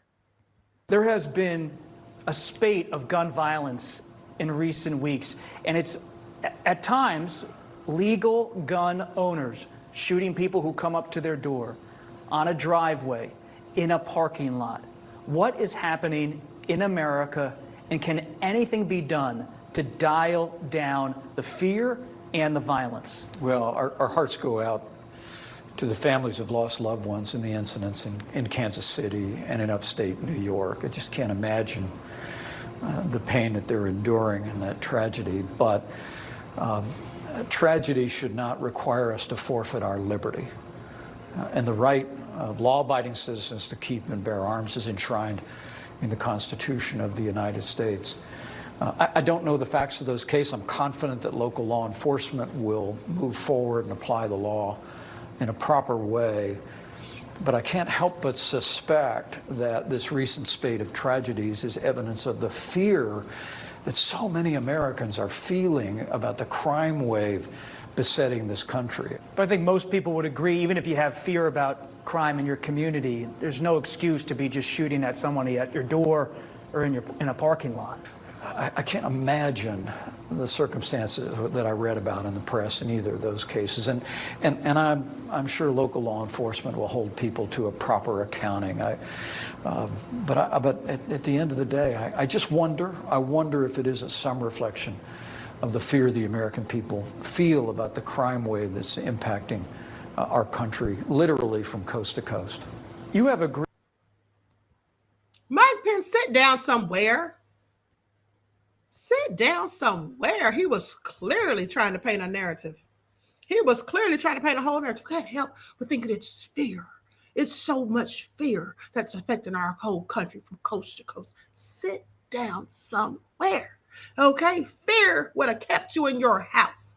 Mike Pence knows that if there was somebody outside of his home that he thought was trying to get in to do harm to him or his family, he knows good and darn well he'd have barricaded himself in that house. And you know how I know that's what he would have done? You know how I know that that's what he would have done? Well, I'm so glad you asked, because that's what he did at the Capitol. When those thugs came in there, when those thugs came up in the Capitol and they were going all over the place looking for him, said they were going to delete him. Y'all remember that? And he was in fear of his life. Did he go out there with a gun and face them on head on? No, he didn't. He knows what people do when they're really afraid. He hid, barricaded himself in a room in the Capitol. That's what he did. He hid for dear life. Okay, sit down, Mike Pence. I can only imagine the fear that's. Please sit down somewhere. Okay, that's all cap. Because he knows good and darn well if those people was really fearful, they would have stayed their behinds in their homes, doors locked, and hit 911. That's what I'm going to do. If I think somebody's outside coming in and they're going to do something to me and I'm afraid for my life, I'm not going outside, gun or not. I'm going to lock and barricade myself in the house, put everything I can up against the door, and call for assistance. Okay, whether it's the police or Pookie and Ray right now, I'm calling for help. Please. That's what anybody with common sense does when you're in fear for your life. Now, if you go out there, then obviously you're not that afraid. That's all I'm saying.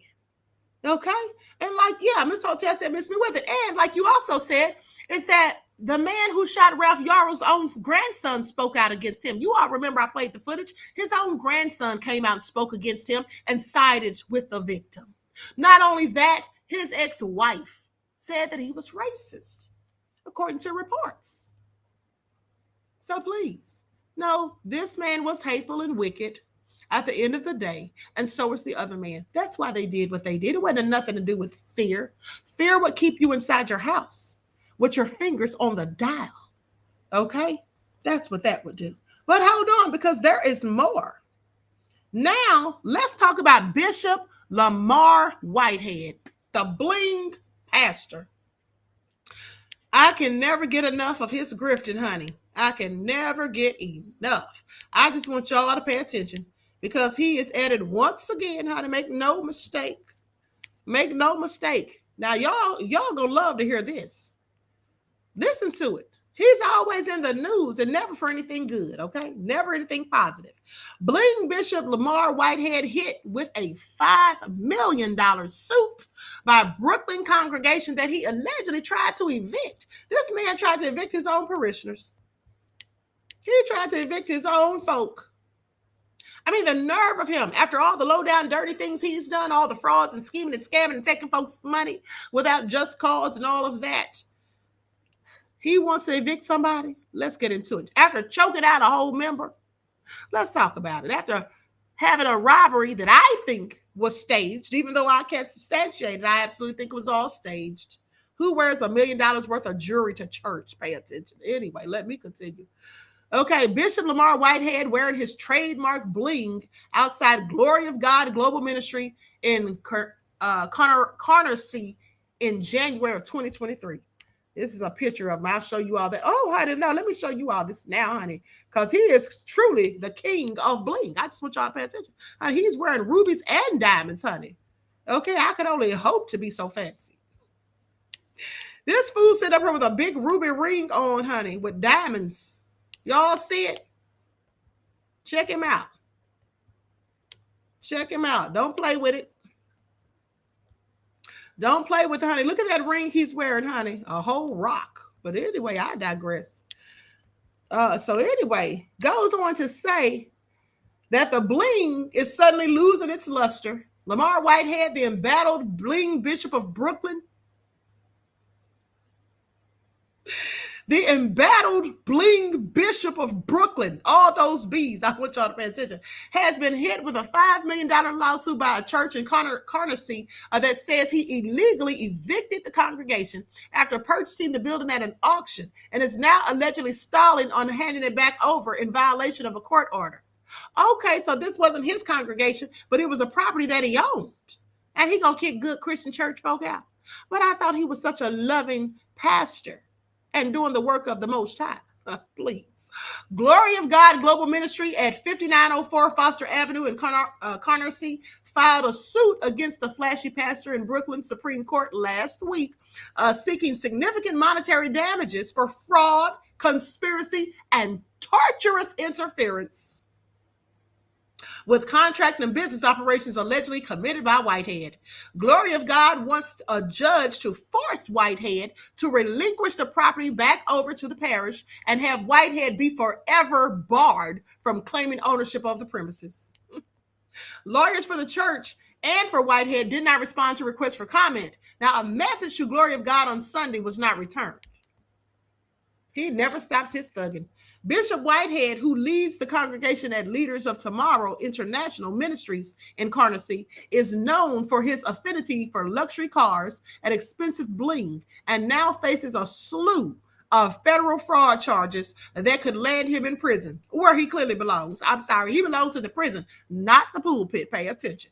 Now, he purchased the Glory of God building through a trust at a foreclosure auction last February, paying $1.94 million according to city property records. Where is Bishop getting all that cash? Pay attention.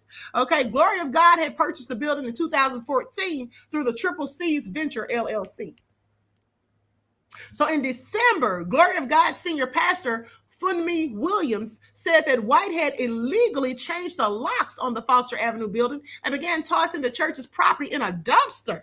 Like, what kind of pastor does this? Why would he change the locks and then start throwing their property away? Like, he didn't have the decency to call the minister, any of the deacons, or anybody and say, hey, listen, I'm about to kick y'all out, so come get your stuff and put it in a storage or something. You're going to put their stuff in a dumpster? Like, this is just beyond low down.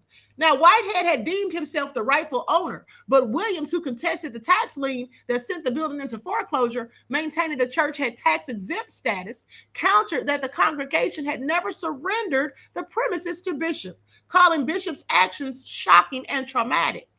Now, the subject building is home to a congregation which conducts Sunday services for hundreds of neighborhood members, all of whom are now locked out of the subject building based upon petitioners' illegal acts. This is what Williams wrote in an affidavit to the court. He said, myself, petitioner, and our entire congregation are outraged that respondent has taken the law into its own hands by changing the locks. This is an illegal eviction, is what they're saying, basically. This is clearly an illegal eviction from what they're saying. Now, that month, Brooklyn Civil Court Judge Hila Capel said that sided with Glory of God, ordering the congregation be allowed back on the property and declaring the eviction illegal, as it had taken place without a court order. This fool, as much as he's been to court, as many cases as he's had to deal with, he doesn't know that you can't just kick people out without first filing a legal eviction and then going to court.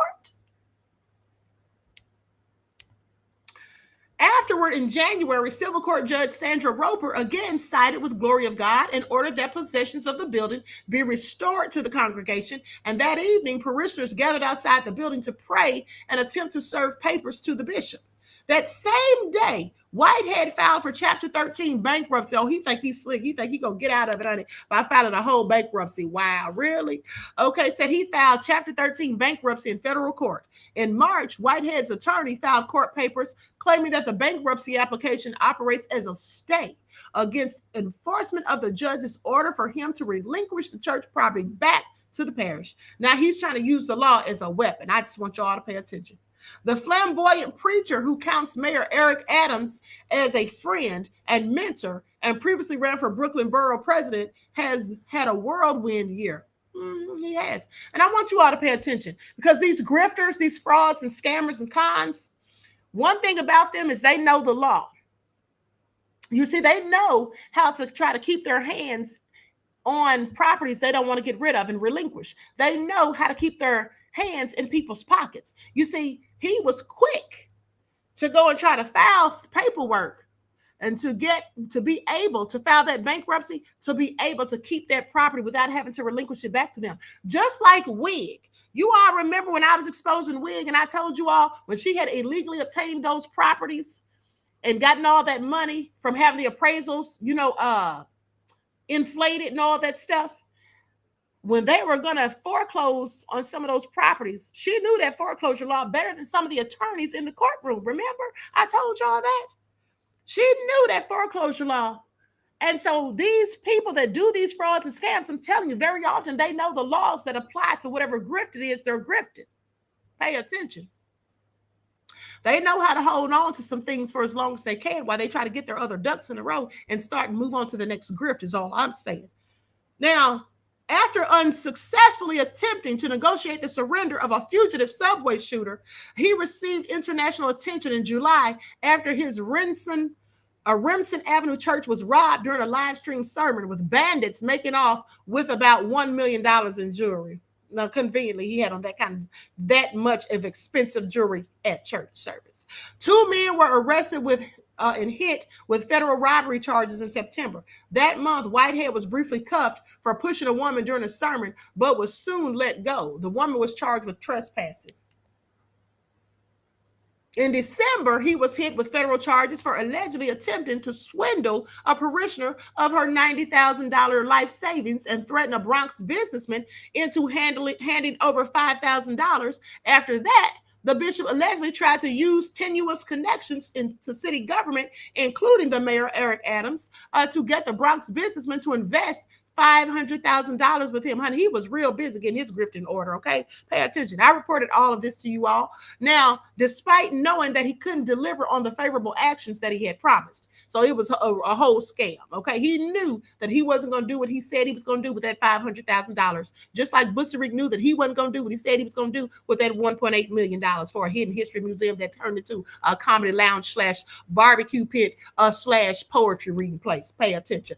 / club. Now, he was further, I'm just telling y'all, and I keep bringing up Wig and Busserick because I want y'all to pay attention to the similarities in grifters. You see, they all do the same thing. They all have the same MO. They just go about doing it a little bit different, but it's really the same old thing. Pay attention. Now, he was further accused of lying to the FBI about owning a second cell phone.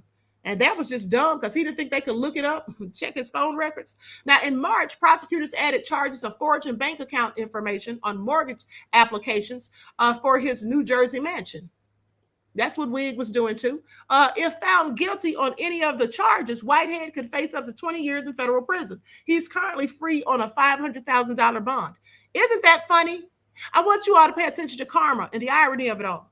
He's free on a $500,000 bond, but he was trying to get the mayor to help him get that man to give him an investment of $500,000, even though he knew he was not going to do what he was promising to do with that cash.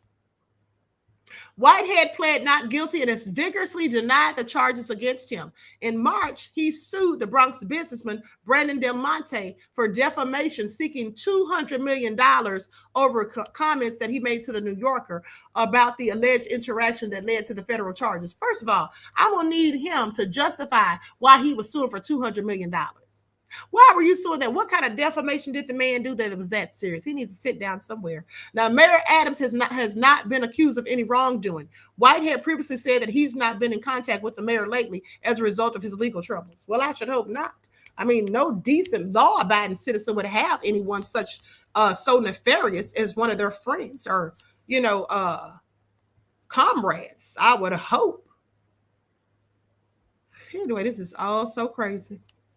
Oh, so crazy. But anyway, now that we got all of that out of the way, let's go to Busserick. Because here's the thing. I'm going to be sharing some footage. In this video, I don't know exactly when this video was done. It was maybe about 3 years ago, I believe, when he was into it with one of his employees at ISM Radio. And I want you all to pay attention because you see, I have told you all numerous of times that people who are agents are always quick to call somebody else an agent. Now, here's the funny thing. Busserick calls anybody who disagrees with him, who exposes his lies, who calls him out. He's quick to call these people agents. He calls everybody who goes against him an agent. Y'all remember that I was going back and forth with him on Twitter that time when he called Angel Love an agent because he was mad because she was giving me information on Wig when I was exposing Wig. So he was mad about that because, Wig was in his documentary, American Maroon, and he felt like that's going to be a bad look. So he wanted Angel to shut up. So he called her an agent. I asked him on Twitter, why is it that every time somebody says something about you or Vicky Dillard, y'all want to call them agents? Only agents do stuff like that. That's what y'all pay attention, okay? That's what agents do. They try to deflect and call people, and they're just projecting, okay? They want to call people agents because that's clearly what they are. 9 times out of 10, pay attention. Okay, so with that all being said, this lady says that he called her an agent. I find that interesting because here's the thing. If Busserick is so smart, why would he have had an agent working with him all that time? And then all of a sudden, is he an informant too? Says high kicks to your teeth. Oh, I absolutely believe so. I absolutely believe, without a shadow of a doubt, I can't substantiate it, but I absolutely believe that he is a whole paid informant. Yes. Now, Nisa Q said from lying to scheming. Absolutely. Okay, absolutely. Now, so with that all being said, this lady said, Kathy B said, Alexa is playing Diamonds and Pearls on my Kindle. And so now with that all being said, this young woman says he called her an agent. So let's get into it. I'm going to share my screen and I have my timestamps ready. I'm just going to play a few excerpts from this and then we're out of here because I have that interview to do later. Okay, so likes up, everyone, please like and share. Thank you in advance. Okay, now let me see. First time stamp.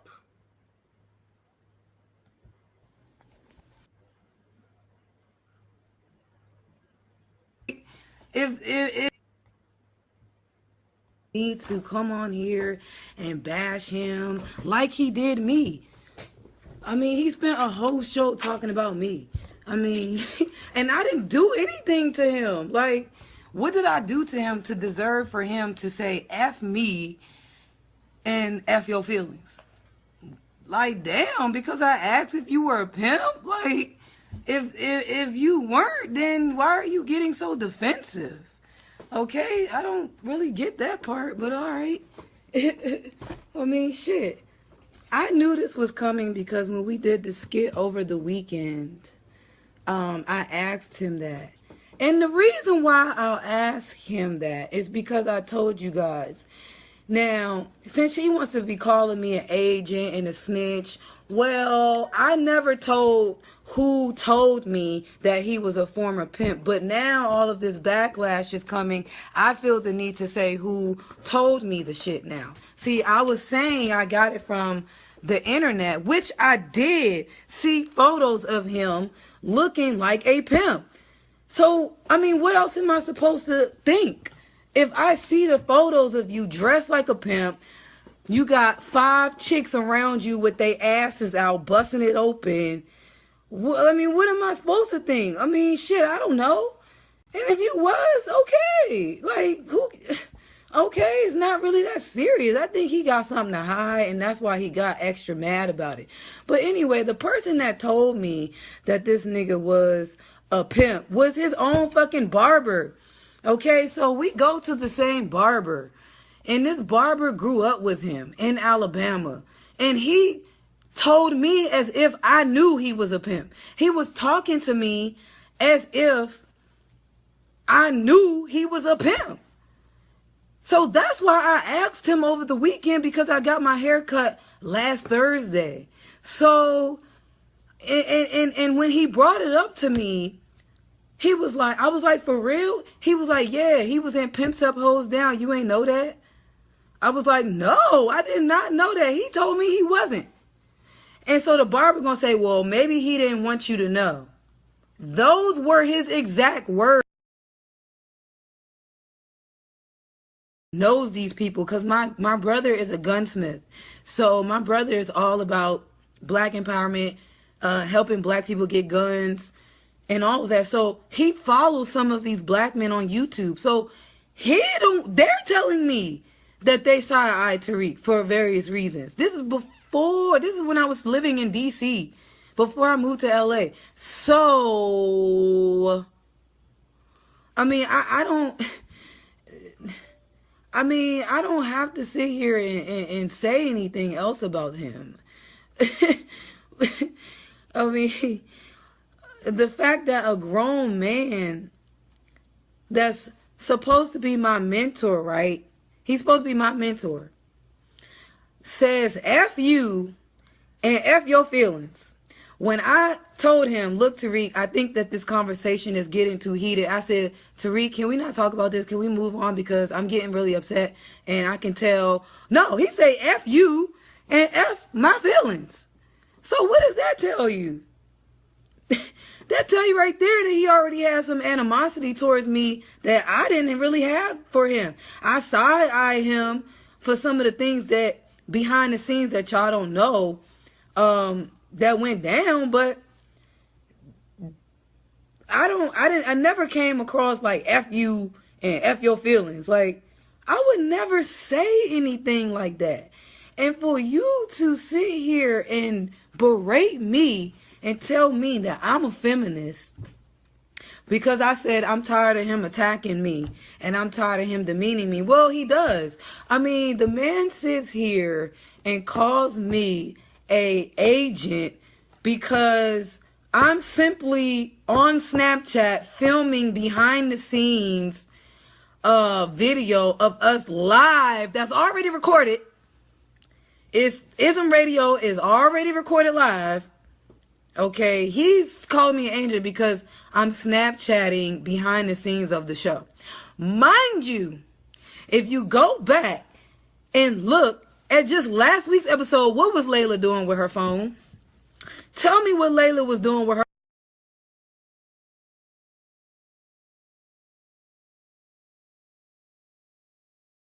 I knew that this is coming because after I did the skit, you know, when I asked him about being a pimp, I was riding in the car with him and I was alone. This dude got so mad that I honestly believed, and I'm not making this shit up. This is my experience. I don't, he could disagree with it. That's cool. And not everybody has to agree with my experience. I understand that. But my feeling was, it was very awkward. I felt like he was very belligerent. And he caught such a bad attitude just from me asking that question. Okay? And then he's going to say, where did you hear it from? And me, being the agent that I am, I didn't want to say who told me. So I was like, I found out online. Where? Who online? Who? Where? Online. All you got to do is Google your name and that shit comes up. I don't have to lie about that. He's also, you're going off gossip. Well, I guess, yeah, sure. I guess I am going off gossip. But that's why I'm bringing it to you, asking you if the shit is true about you. I mean, shit, you mad that I'm going off gossip, but our whole Ism radio show is about gossip. So it's like really like the contradictions I can't, that's what I really don't like about Tariq. It's the contradictions. I don't like that. So, whatever.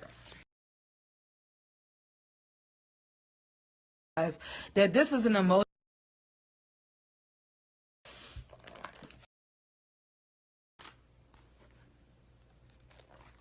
You feel me? Like, I never once said, Tariq, I side-eye you because you have a biracial wife. And not only do you have a biracial wife, but your biracial wife has a white little sister from the same white mama. So no wonder you sit here and preach that not all white people are bad, because you have to live with them. They're in your family, so of course not all white people are bad. So... So, I'm not going to say that on air, that I side-eye you, nigga, because if you really about black empowerment, why the fuck are you with a biracial woman? Period. I don't give a fuck what y'all say about, oh, she's very much so black. She has a white mother. A white woman raised this woman. So how black could she really be? A white woman raised her. Okay? And it's white women that keep up and perpetuate white supremacy. Who you think is raising all these white supremacist men? So I side-eye you for that. That's just me. Y'all don't have to agree, and I'm cool with that. I side-eye a nigga that claim he about black empowerment, but then gonna marry a biracial wife and then gonna tell people to go get a biracial woman because they're more docile. I'm side-eyeing you, nigga.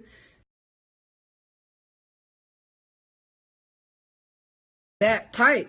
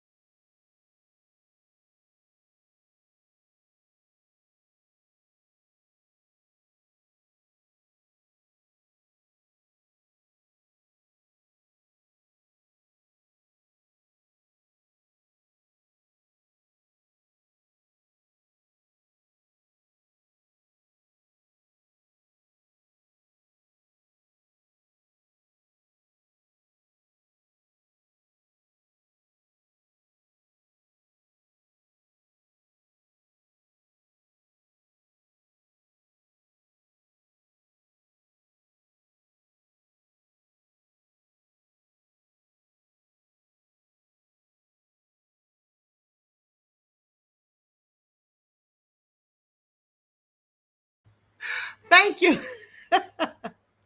Thank you. I see Mr. Hotel was calling me. I'm like, uh-oh, what's going on? Thank you, beloved Silent D. Thank you, Mr. Hotel. Okay. So with that, I've been saying, thank you for your contribution to the channel, beloved. Okay. So what I was saying was, what she was saying, all of that stuff, she was exposing the same thing that people are saying now. Now people are saying that he's a hypocrite, that he's a liar, he contradicts himself, and all of this stuff. Remember his foolish Bussy Ricans were trying to say that he wasn't a pimp? Okay, when wasn't he a pimp? Because he clearly said that at some point. He also had the book, The Art of Macking. How was he not a pimp? He was dressed like a whole pimp and acting as a whole pimp in that skit that I showed you all with Michael Moore, when he was going to Congress, right, to speak to the politicians. And he had the blonde lady with him in the fancy car and all that, and they were wearing their furs, and he had the 6-inch stilettos and the red stilettos he tried to give to the man. Okay, y'all remember all of that? And so at the end of the day, I just found it all very interesting. This young lady was saying all of that back then. I never watched Ism Radio, like I said.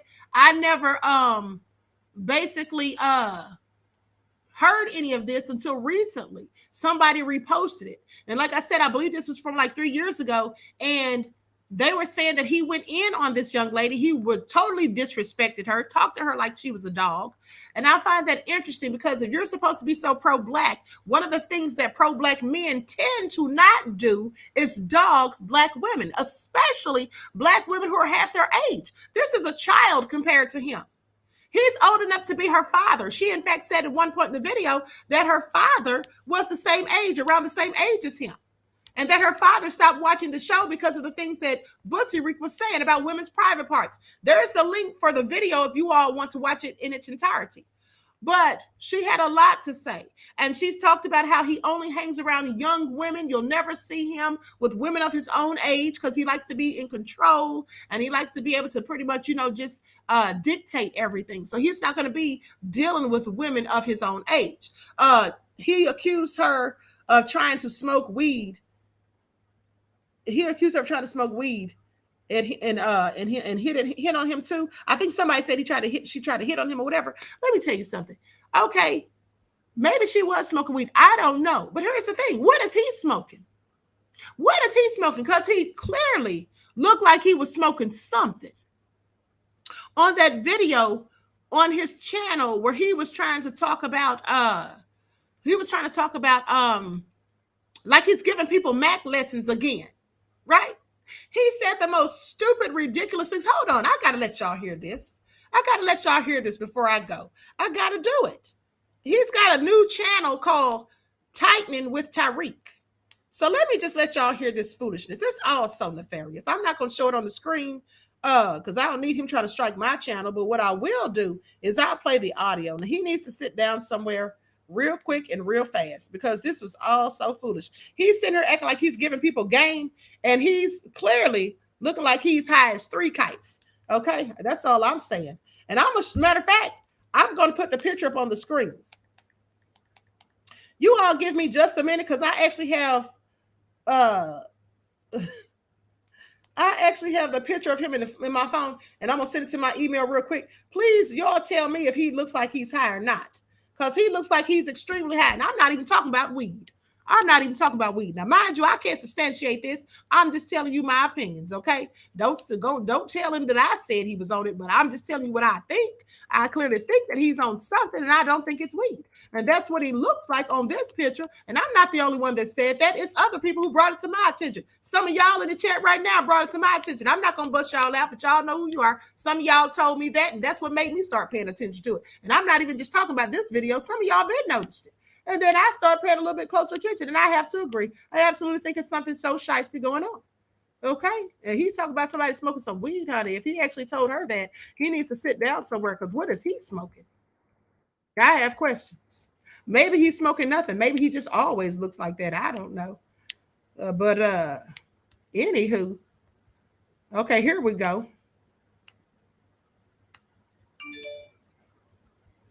Hold on. At the end of the day, it is all so nefarious, like I said. Likes up, everyone. Please get the likes up. Please like and share. Thank you in advance, beloveds. We're almost out of here. We're going to be out of here in a minute, honey. I clearly have overstayed my welcome. I clearly have overstayed my welcome. Okay. Now, let me make this overlay really quick. Like I said. Okay, so now, hold on. Why does this keep coming out as a, hold on. I'm trying to figure out why this is coming out.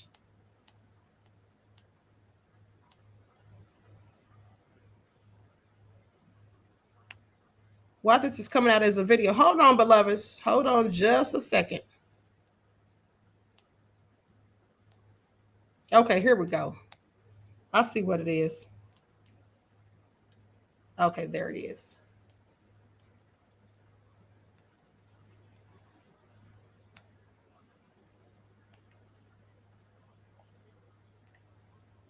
Okay, you all get those likes up.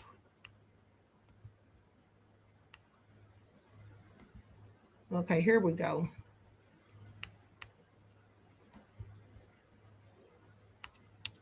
So now I want you all to hear this. Like I said, he thought he was giving them some mad game, honey, but it sounded all so crazy to me. And I just want y'all to tell me where any of it made sense. Because none of it did as far as I'm concerned. He not only looked like he was on something, he sounded like it. Okay, and this is just like a little 2-minute clip.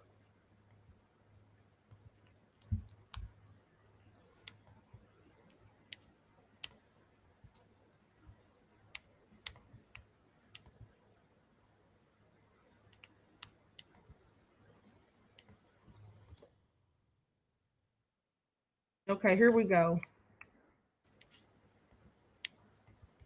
Now I'm putting this overlay together. Likes up, everyone, please like and share. Also, listen, if you all haven't joined the spiritual channel, please make sure you join the spiritual channel because y'all are really missing out. I'm going to have some excellent people on there soon doing some more interviews. Now, you all saw the interview with the holistic spiritual advisor to A-listers, Moni Amandla.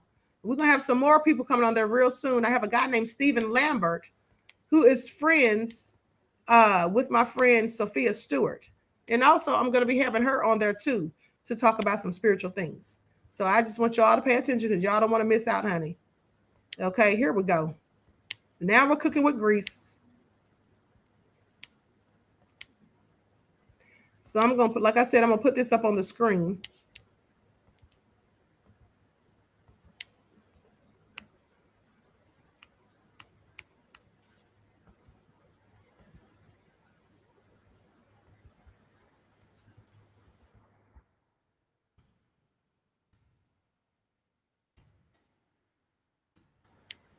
Okay, there we go.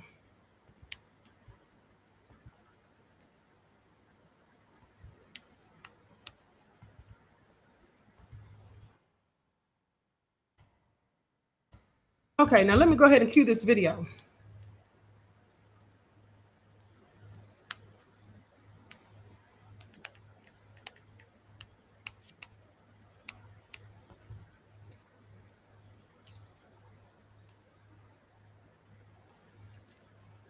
Now listen to this foolishness. What's good, fella? Tighten you up a little bit. Look, I understand that the dating game now is different. You got a lot of very interesting things happening in the dating world, and guys need to know the kind of relationships they're getting in right now. And with the climate that we're in right now, there's a lot of women who are in the game. No judgment. There's nothing wrong with that. And there's a lot of guys out there in the dating scene. You don't know who you're getting in relationships with. So you need to know if you are getting with a woman who may or may not be in the game. So you need to understand some of the signs to look for to see if a woman is doing some stank for a little bang. And there's 4 main things that you need to look for out here in the dating game, especially when you're online trying to meet people. Well, the first thing you need to look out for is the overly enhanced BBL. And there's nothing wrong with the BBLs. There's some women out there who have some very nice BBLs. Bless you, and we cherish your work. You got to understand that a lot of women who get these overly enhanced BBLs, they're not getting these BBLs to go get a job at Chipotle. They're using those BBLs as investments, as they should. Again, no judgment. I'm not knocking you. I'm just letting my guys guys know what to look out for. Second thing you need to look out for is the overly enhanced BBL with an expensive vehicle if the woman is relatively young. The woman is between 21, 28, big BBL and a very expensive vehicle. Your antenna should go up. Not saying that every woman with a BBL and an expensive vehicle is in the game, but I'm just saying, my guys, your antenna should go up. Now, the third thing you should look out for, you see somebody with the enhanced BBL, you see somebody with the expensive vehicle, and then you see them going on all of these exotic trips online. That's another thing you should look out for to raise your antenna. You see a lot of these women taking pictures in exotic places. They're in Sri Lanka, or they're in Dubai, or they're in India, or they're somewhere in Thailand, or they're in Cambodia feeding a panda or riding an elephant with their big BBL on top of an elephant. Your antennas might need to go up because they might be doing a little something stank for some bank, or they might have gotten flued out. No judgment. Now, the fourth thing you need to look out for when you are dating and you think a woman may or may not be a game, you have to look out for what's called hoe wound. Look out for certain scars on the body. Well, the knees, that's one thing. Scars on the knees, that's kind of self-explanatory, but there's other scars you should look out for. You could look for scars that's on the shoulder or on her side. If you see women with wounds on the shoulder or wounds on her side, usually in many cases, there's a sign that somebody done pimped on her and some pimp and drug her for messing around with his money. So these are the signs you need to look out for to let you know that you may or may not be dealing with somebody who's doing something stank for a little bang. Say what? It's here. Has he lost his damn mind? Say what now? This man sounds so crazy. Stank, doing something a little stank for a little bank. Look out for hoe wounds, wounds on her knees, because she might have got pimped up by somebody and the pimp got her and beat her because she done did something with his money. How would he know any of this? Is this all pure speculation, or is this something that's in fact happened to him? Maybe he had to rough up some of his hoes for the same reason. I just have so many questions. I mean, there's a myriad of ways to unpack this. Nessa X said, oh, wow, a whole dang fraud. Yes. Okay. Martin T said, that's a damn shame when the cartoon picture looks better than Sleepy Eyes. Okay. And then Jeff ATL said he looked like he'd been smoking angel dust. Now, Jeff, you said it, not me. I absolutely cannot with Bussy Reek. Okay, and he's sitting up there talking about all this. None of that stuff he said made a bit of sense. He's saying, man, I just want y'all to pay attention. If he's trying to take over Kevin Samuels' spot, he needs to sit down somewhere, because at least Kevin Samuels made a whole lot of sense. Now, he may have said some things we didn't like or we disagreed with or whatever, made him ruffled our feathers a little bit, but at least the things he said made sense. And in fact, a lot of what Kevin Samuels said was absolutely true. It just wasn't true of all Black women. It was true of some. But at the end of the day, Bussy Reek sitting here talking about look out for the women with the overly enhanced BBLs. Aren't all BBLs overly enhanced? That's how we know they're BBLs when we see them. I'm sorry. I say what now? Look out for women with overly enhanced BBLs because that's an investment. Well, of course it's an investment. I'm sure they pay thousands for them, right? He said they're not getting these BBLs to work at Chipotle. Well, I wouldn't think that somebody working at Chipotle would be even able to afford a BBL. Then he said if they're driving fancy cars and going to Sri Lanka and Cambodia, first of all, who's vacation in Cambodia? And he didn't call it Sri Lanka. How did he pronounce that word again?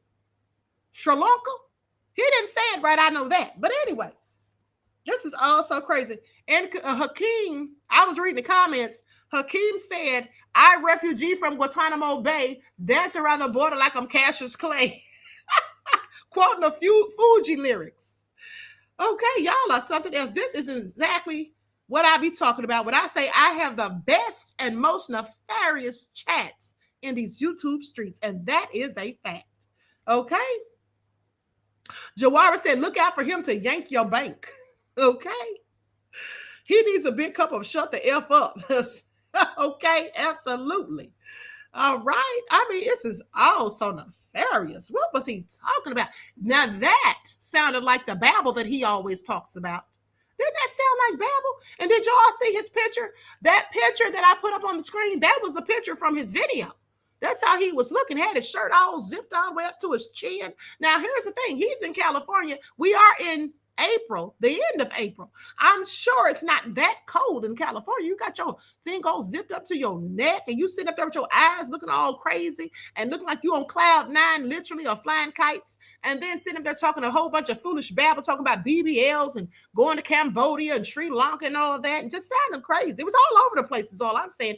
And the sad thing is some of the foolish Puerto Ricans, they were in the comments agreeing, said, oh, congratulations, he's back with the Mac lessons.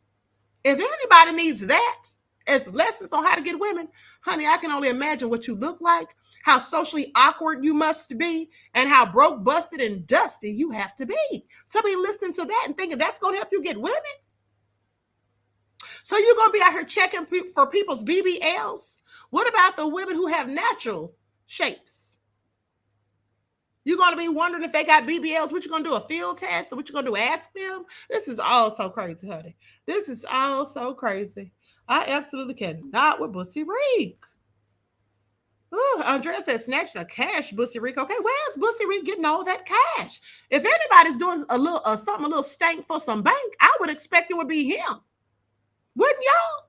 I mean, he's the grift that keeps on grifting. And he got the nerve to talk about somebody doing something stank for a little bank. But here's the thing. I want you to pay attention because here's what I noticed. The contradictions all over the place. Now, he's sitting there telling men what to look out for, talking about people doing some stank for a little bank, alluding to prostitutes. But he was a whole pimp. And he made his money off of women who did some stank for a little bank. Isn't that what he did when he was macking and all of that? Right? Isn't that what he was doing? But another thing that I found interesting was he actually told an 18-year-old, this is allegedly, because somebody told me this. I didn't actually hear it, but I believe him. But allegedly, according to a source, somebody said that he actually had an 18-year-old. I think the person called in or whatever, or was in his chat or whatever, a Twitter space or somewhere. But the person was talking about how to make money or how they were having a lack of money or whatever. And he supposedly, according to this person, I can't substantiate this, but said something about telling them to go do something a little stank for some bank. That's not how he said it, but y'all know what I'm talking about. So how you going to tell somebody 18 years old to go do some stank for some bank, and then you're going to get on here and tell men that's what they need to look out for? But you was also the same person who had those same type of women with BBLs. You had a whole porn star. We've seen the footage, okay? He had pictures of himself with a porn star, pictures of him kissing the porn star in the mouth and all that. But you going to tell somebody else how to run game? You going to give somebody else advice on how to date and all that? Ooh, honey, this is all so nefarious. That crazy bitch Eric said Bussy Rick is attracted to steak. I would have to say so. Miss Hotel said contradiction much, Bussy Rick. Yes. And so he's scarring up the women and then telling men to stay away from them, says Busy Diva. Yeah, that's what it sounds like. And then how foolish is that? To say if somebody has scars on their knees or their neck, that you need to look out because they might have been getting pimped and all that stuff. This is all so crazy. This is all so crazy. All right. And what if they were a prostitute back in the day and they no longer are? So they're just not supposed to deal with them because they used to do something? Well, if that's the case and that's the logic he wants to go by, well, shouldn't people not deal with him because he used to be a pimp? He used to be teaching about pimping and the art of macking and all that. Riding around with Becky in the car with her fur coat on and taking high heel stilettos, red ones at that, to politicians and offering them money. Right? Or telling them to pay him, whatever he was saying in that little skit that he did. Y'all remember? Lord, I absolutely cannot with Bussy Rick. But, you know, this is what it is. It's like looking for mold when digging in the garbage.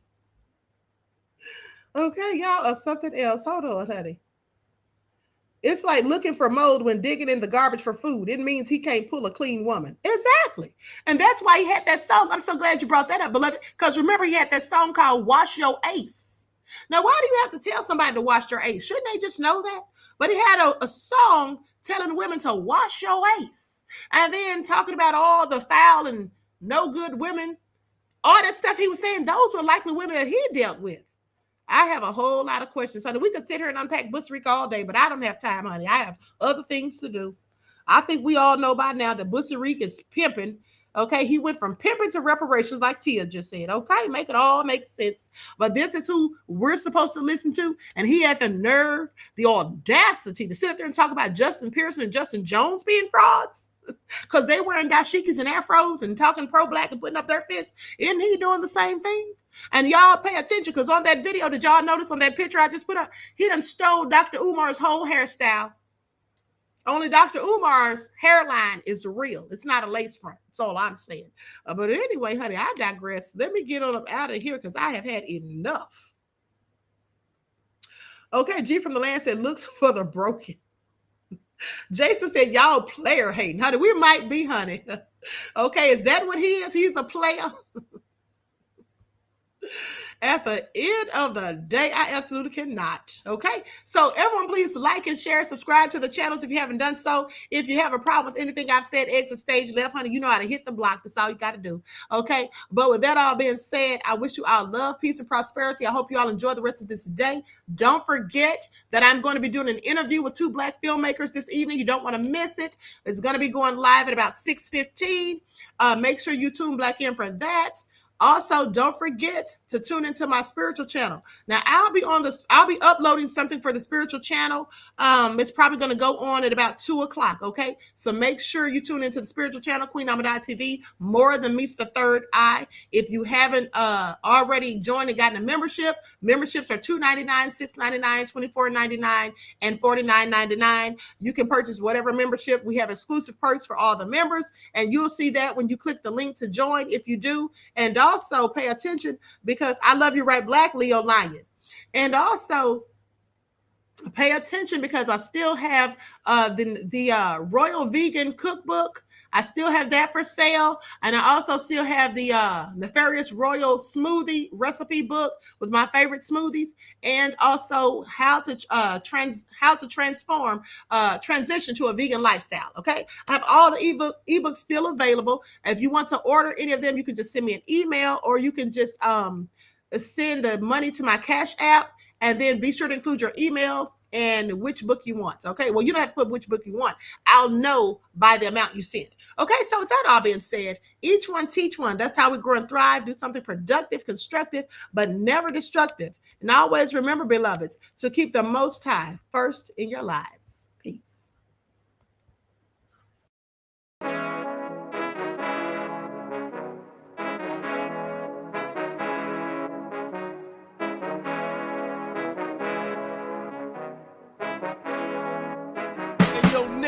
With that flavor all in my skin, God all in my blood, kings all in my circle. You touch one of mine and you're done. They show no love for the queen. Why you hating on me?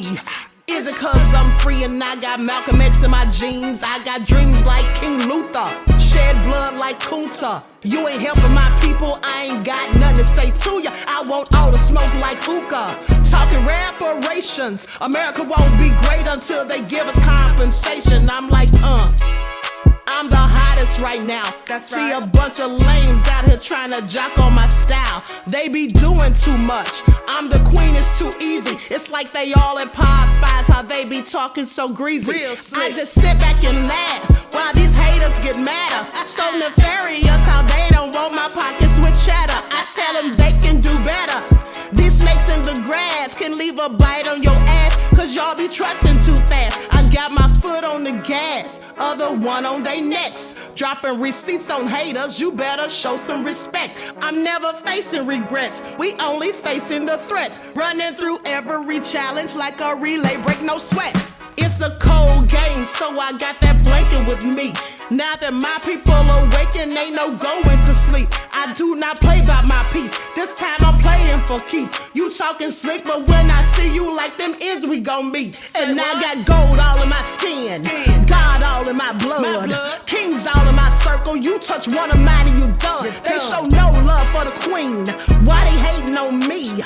Is it cause I'm free and I got Malcolm X in my jeans, and I got gold all in my skin, God all in my blood, kings all in my circle. You touch one of mine and you done. They show no love for the queen. Why they hating on me? Is it cause I'm free and I got Malcolm X in my jeans, and I got